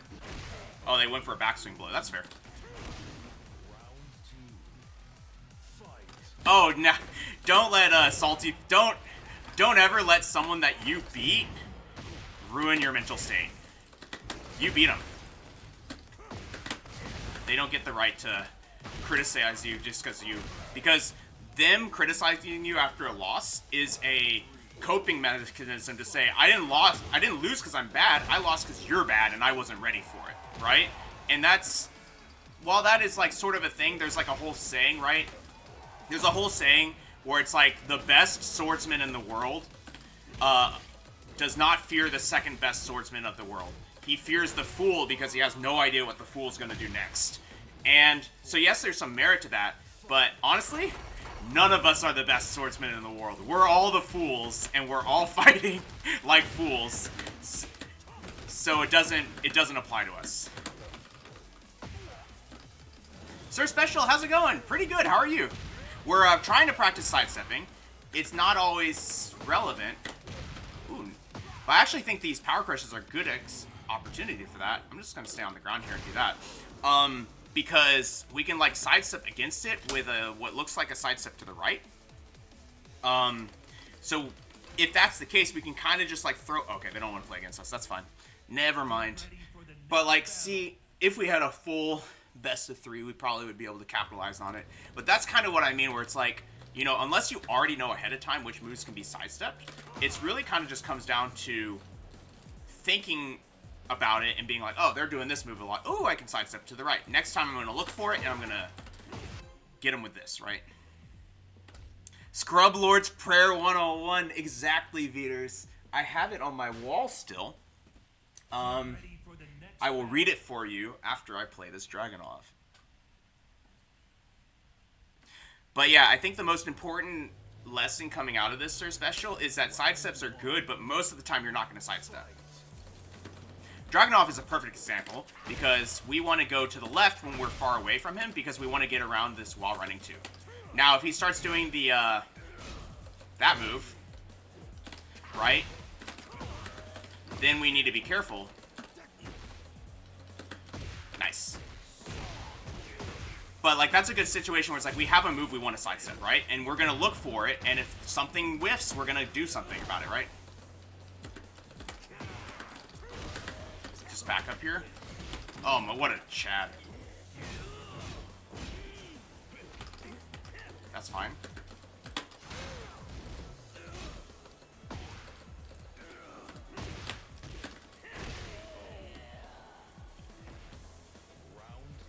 Yeah, sidestep practice is good to get used to, but it's important not to like overly rely on it because it will get you in trouble. So it's like you practice it so that you'll hopefully see the situation come out like once.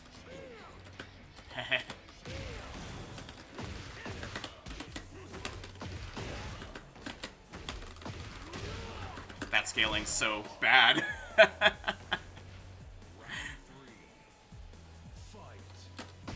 Nice. Sidestep into down 4-2. We actually tried to do the same idea. We tried to do back 4. So, see, that's like the danger of just doing a sidestep without visually confirming what's happening.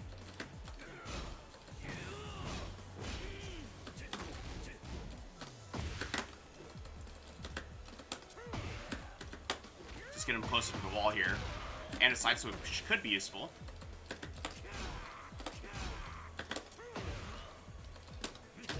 Sure.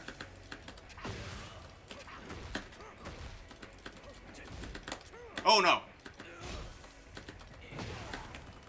Missed it. That's fine. Nice. See, they caught my sidestep there with a tracking move because we're trying to sidestep the move, right? That one can be sidestepped to the right.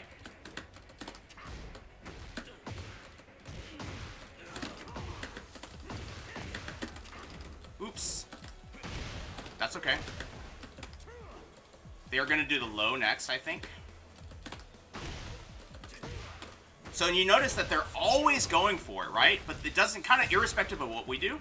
So we need to be very careful taking our turn there. Oh, nice. I tried to go around it. This is what I mean, where it's like sidestep and sidewalk can get you in a lot of trouble. Nice. Oh, nice cancel.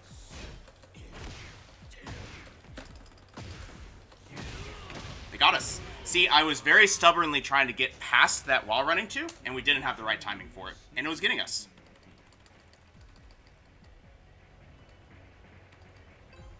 Big Germ, which direction do we have to sidestep, though? I think it's to the right. But I could be wrong. But this is going to be a very good opportunity to try and practice what... Oh, nice. Okay, sure.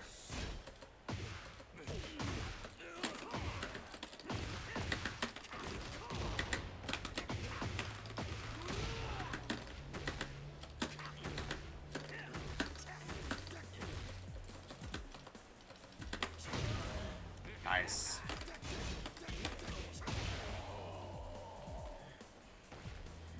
But you'll see, like, that specific situation they're not really adapting to.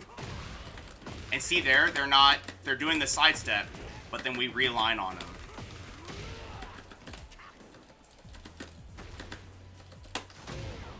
Okay, let's do a hatchet here. And now they're sidestepping again, so we're just going to catch that again. Let's back up. They might do something crazy here. Yep.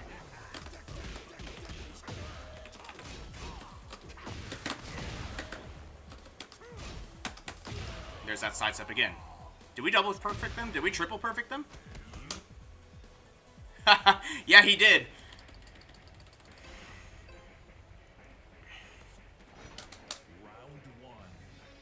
Let's back up again. Do whatever you need to do. That's fine.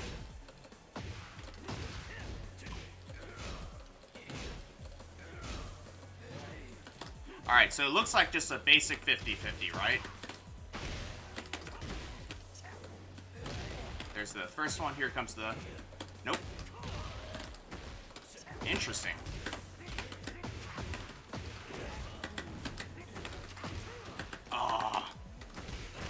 Alright, we saved it. Yes, it is, Glukon. It's the same as Mach Punch, though I should be doing Mach Punch.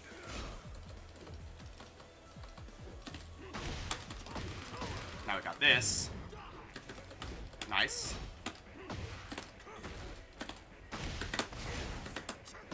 Whoa! Nice sidestep. We'll not worry about the heat because it seems like we're gonna lose it.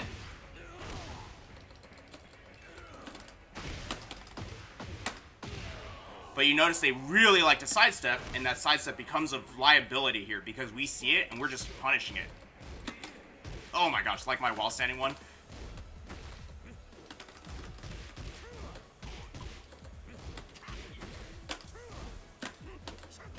Nice sidestep.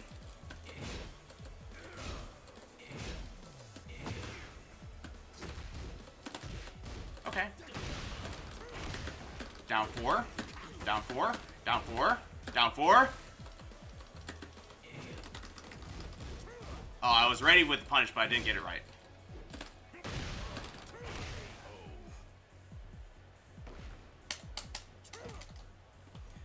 Oh man, that was interesting, right? Why did he lose so bad? Weak ankles? Because I pointed out that he was sidestepping after pressure. And so 1 + 2, 1, or just 1 + 2 and tracking moves in general beat that. So now we started setting up pressure like back 1 on block, where he's going to sidestep, and just did 1 + 2, 1 every single time, flowcharting, right? Because he's flowcharting, and he never adapted. And that's what really, they started piling up the damage, and that's what made us win. Now, let's look at the Scrub Lord's Prayer. It's over here. Now, I need to give credit. This comes from a Core Gaming video, okay? I don't know the title of it, but Core Gaming is what came up with this.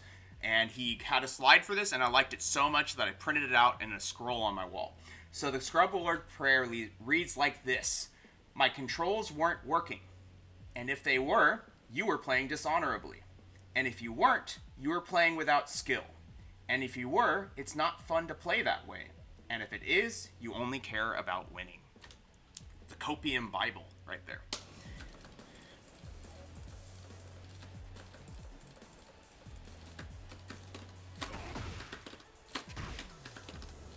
And in fewer words, it will never be their fault for losing, so don't worry about it.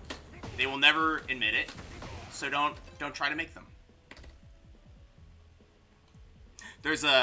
Someone mentioned that I should play poker. I don't play poker yet, but I will throw out another idea, which is in poker, when you're playing with a scrub, and the scrub, they aren't called scrubs, they're called fish. The idea is you're fishing, you've caught a fish. This person is bad and you're gonna win all their money. So it's called a fish, right? And the idea is don't let the fish get away. When a fish is, someone correct me if I'm wrong here, when a fish is raging and like, oh wow, you're so lucky, blah, blah, blah, blah, blah, don't correct them. Don't make them feel bad because they'll leave. They'll take their chips and leave. Just say, yeah, you're right. I was getting lucky every time. And I think that's like a really funny way to do it. Immediate down 1 after that. That's pretty interesting. Woo. I like the Raccoon City Leon. Is this just this looks like a canned skin though. It doesn't look like they made it. They paid money for it. Nice punish. Whoa!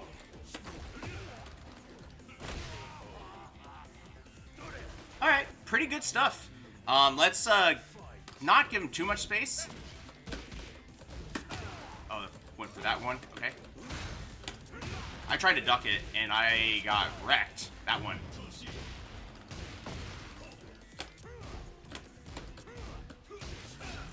Okay. Ooh, pretty good. Tekken Shop Kazuya skin, gotcha. They seem to like that move for challenging. Ooh, I'm getting really bad with these back ones. We're panicking. Ooh, I dropped too.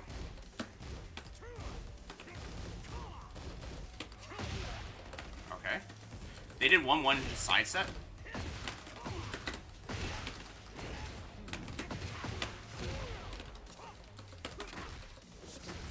Sure.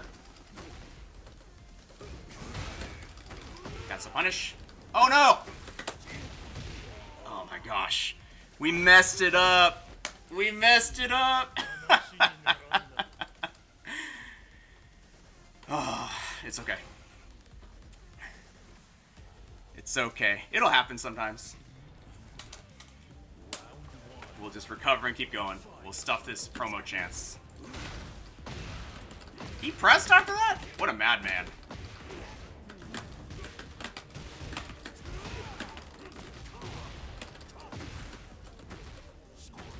I'm seeing a pattern there.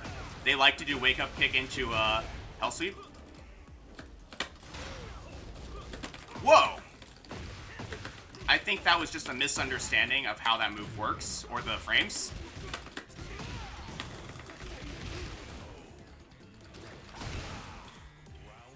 Or maybe it's nerves from the promo, too.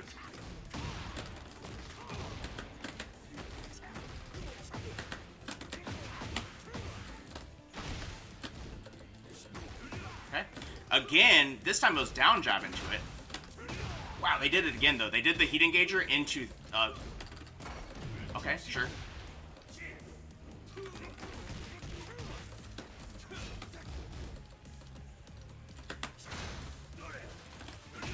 Nice. Good timing. But I'm seeing that, I guess... Nice. I'm seeing that, pattern, so hopefully if we get him in the situation yet, we'll be able to do something about it. Show me that heat engager again. Woo! Nice. They went for it again. I think I can sidestep it, maybe? Wow!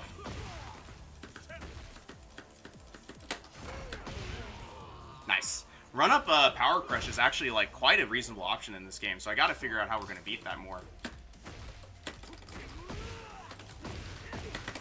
That's some mental damage because he can launch that.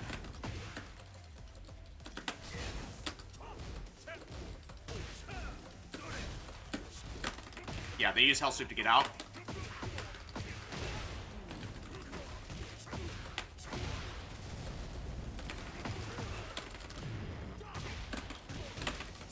That was sick.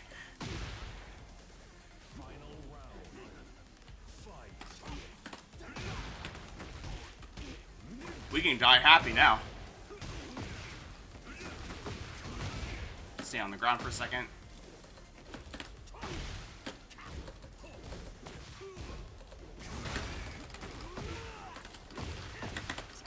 No.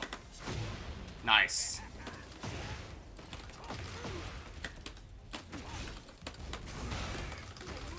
What are you doing, friend?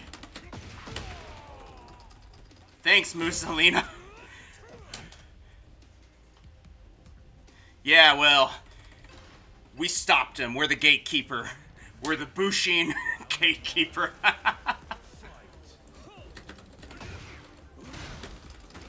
They press every time after that, so we can start getting really comfortable with it and just kind of bullying them.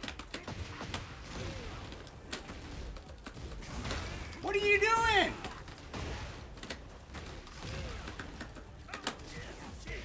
Nice. I'm really afraid of that Hell Sweep, so I need to kind of be careful of it. Because they're trying to fight out from the wall here, right? Nice. That's pretty good. I was trying to stuff 442. Nice. Oh, I didn't go around it. Okay. Okay. They're doing that at the beginning of the round a lot. Wow. They really just want to use that move. Weird stuff. There it makes sense. Oh, nice. Good stuff. Let's use a mock kick here.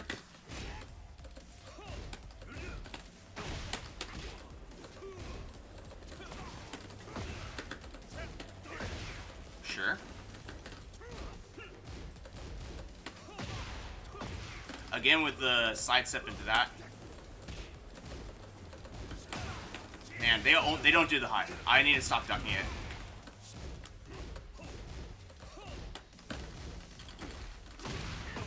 Ooh, got him.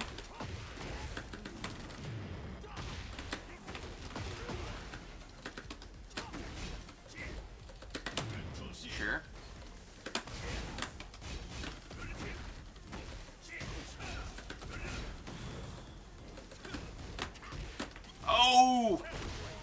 stuff. Should have launched it.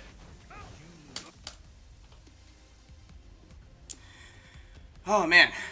Oh, Chris, you're the one that requested the Jet Upper vid? Good suggestion, thank you. I was like, I had to think about it for a while on how I would do it. And why would you use Jet Upper. But, yeah, thank you. It was a good suggestion. Good games from them. They, played pretty tight there. I think there were a few things that we could have, like, probably, like, what's the word? Noted and done better. I think one of them that kind of sticks out to me is just being a little bit more cognizant of how he was using, I think it's the down forward 1-2 string into the double mid. Well, you gotta beat the players that are in the rank to get into the rank, right?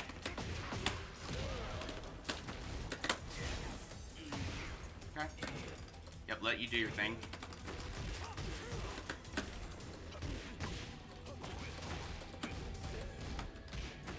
That one we can launch. Maybe even 14, I'm not sure. That one may be 14.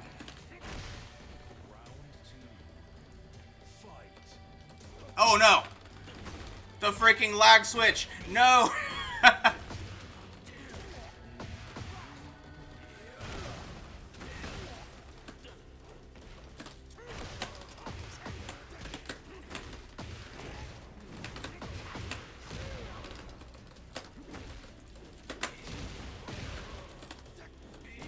Sure. This person mashes. You see this? They're mashing every single time, so we are going to stop that immediately. Sure. You want to do it again? I know you do.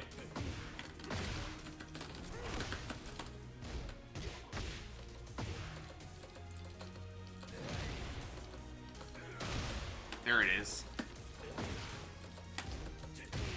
It's okay if we lose a round doing this, because we really want them to switch to using the tracking high.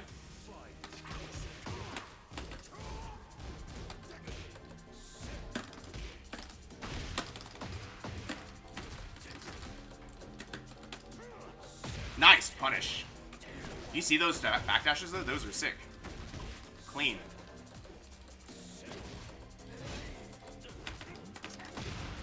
Okay.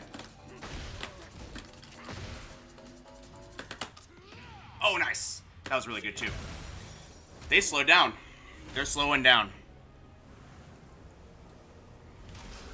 They're slowing down, which means that we can slow down as well. Because now they're just like, okay, my offense isn't working. He's beating it. Now I'm going to make him come to me, and I'm going to beat him. So this is where down 4 fundamentals really start getting into the coming to play, right? We'll let them do their thing. Just chill here.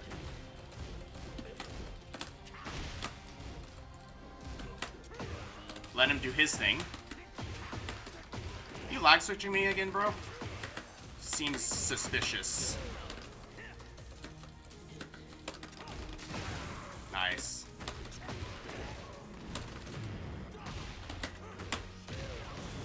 This is doing no damage, but we got him.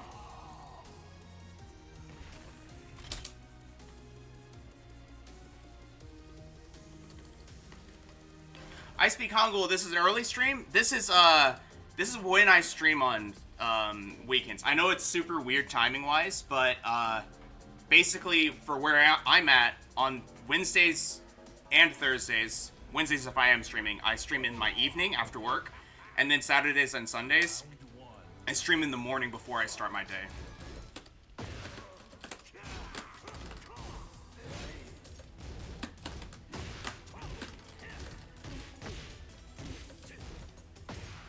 Sure.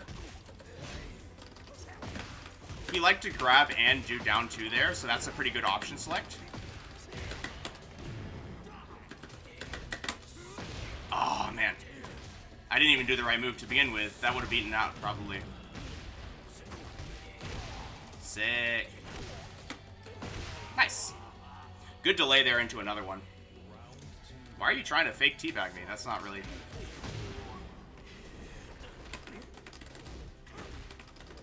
Nice.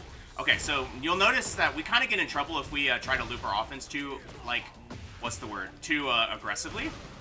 So we kind of need to take our one hit and lead, because that's what's been working.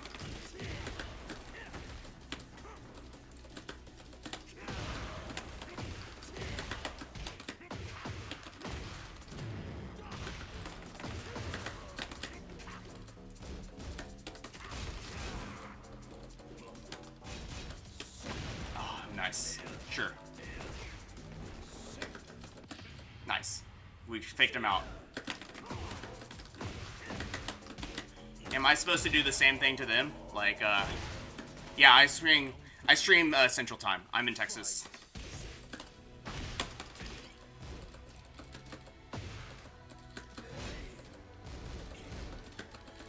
They saw that orbital from before and they want to do something about it. Wait, dang it. Must have caught my backdash cancel.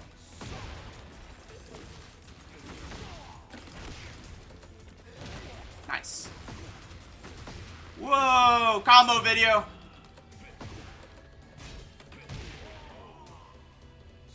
They need a nice orbital check. They do, but they just did a jab, so that I think they saw it.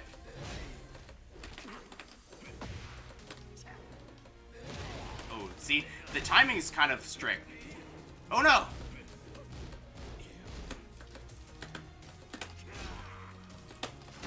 Nice. Nice. Does this give me a tornado? It does.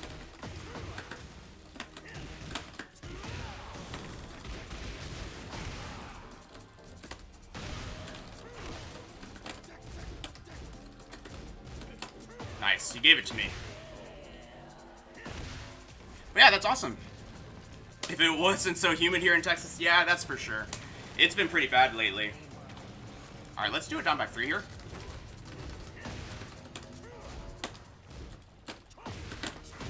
Nice. We're not gonna heat dash here. Partially for that reason. Got him. Nice. We beat the Overwatch player. But you'll see that, like, we kind of, like, adjusted the way that we played to just be a little bit more patient, a little bit more just letting them come to us, and, like, that caught them pretty well, which is pretty cool. Nice. Been weirdly humid in Vegas. That's bizarre. Vegas is a desert. You're in Vegas, Big Germ? That is wild. Are you going to go to EVO, then? EVO's in Vegas this year, right? It's always in Vegas. But hey, all right. So this was pretty interesting. We had a very few set of situations where the sidesteps worked. And if you think about it, those sidesteps all kind of stemmed from, I know I can sidestep this move, right? So I'm going to do it. I'm going to sidestep that move right, and then I'm going to launch them. I'm going to do this move, and I'm going to launch them. I'm going to back one, and they're going to down one, and I know it can sidestep right, and I'm going to launch them. So that's where sidestep reads are very important. You know what I mean? And if you also notice, we did what I would call perspective, or speculative, probably is the word I'm looking for, speculative sidestepping, and those did not work, for the most part. And I think, and when they did, it was like, oh, it actually worked? Oh no, my jet up pretty slow. You know what I mean? So it's like, I think in that sense, that we have relearned the lesson that you sidestep moves, not characters, because it is important. It's a option, right? It's like you duck moves. You don't duck the character. Well, you sidestep moves and you don't sidestep the character. And I think this is something that we're going to naturally get better at as we continue to lab characters and try and figure out, like, what are those sidestep opportunities that we have. We're right now kind of just talking about stances because a lot of the characters that we've used have, like, functioned a little bit more like stances. But, for example, Lars, like, dealing with his stance pressure doesn't really have a lot of sidestepping involved. But, for example, when we were dealing with Raven, there was some of this, like, oh, maybe you can just go left all the time, or you can go right all the time. And same with Kuma, maybe you can go left here, maybe you can go right there. And those are situations where it's like, yeah, we can practice our reactions to it for sure. But just doing it randomly is going to get you in trouble. Like, we especially illustrated it against the opponents that we had today that were doing that very thing, right? They're, like, aggressively sidestepping to get around Bryan. Well, okay, great. I'm going to track you. Do you have an answer to that? And we even had situations like the Dragunov where it's like, I'm aggressively sidestepping, and all of them start kind of switching to the homing high, right? And they're all just like, well, answer this instead then. This is my answer to that. So I think that's something to keep in mind, is that, like, sidestepping, I think, does kind of work a little bit better in moderation, or at least with a lot of intention, right? Because there are going to be situations where it's good, but it's in those situations where it's good, especially for a character like Bryan. Bryan is pretty chunky. We're kind of learning that. We're not Lily, right? We don't just sidestep and you're back turned, right? So, with that being said, I hope this was useful. Big Germ, I am not, in fact, going to Vegas after all now. That was the original plan, but then we decided to go to Japan, and Japan kind of overlaps with EVO enough that it's not really doable. So we're going to do Japan instead, but maybe next year. But yeah, anyway, this was pretty interesting. Thank you all for hanging out with me today. I think this was still enlightening because I think we were kind of approaching it with a more cautious viewpoint rather than like sidestepping is like a god move or whatever, you know. It's like, no, it's just a move it's another tool in our toolkit, and I think in that sense we learned while also not like developing a bad habit or like feeding a bad habit. So I hope that was useful to you all. But with that being said, y'all, thanks so much for hanging out with me today. It was a pleasure as always. If you're coming from YouTube, be sure and like, comment, subscribe to the channel. Oh my gosh, I'm tired. If you're coming from YouTube, be sure and like, comment, and subscribe to the channel. It really helps us grow. We really love seeing the new people show up. And if you ever want to watch it live, it's going to be at twitch.tv/VonTiban. That's VONTIBAN. We stream Tekken Bryan on Saturdays and Sundays, 9 a.m. to 11 a.m. Central Time. So come check us out there. Our makeup streams right now, for that Japan trip actually, are happening on Wednesday evenings, 8:45 p.m. to 10:45 p.m. Central Time. And our variety stream where we learn other characters, lab them, and try and come up with a regimen to practice to get better at the matchup. You saw our Lars today. It kind of helped a little bit. That happens on Thursday evenings, 8:45 p.m. to 10:45 p.m. Central Time. This is all in the description down below if you didn't catch that, as well as a link to Discord if you would like to join our community of like-minded Bryan players and other players that are just trying to get better at the game, support each other, and help each other grow. With that being said, though, thank you so much as always. I appreciate the support as always. I love each and every one of you, and I hope to see you in the next video or the live stream. Bye for now.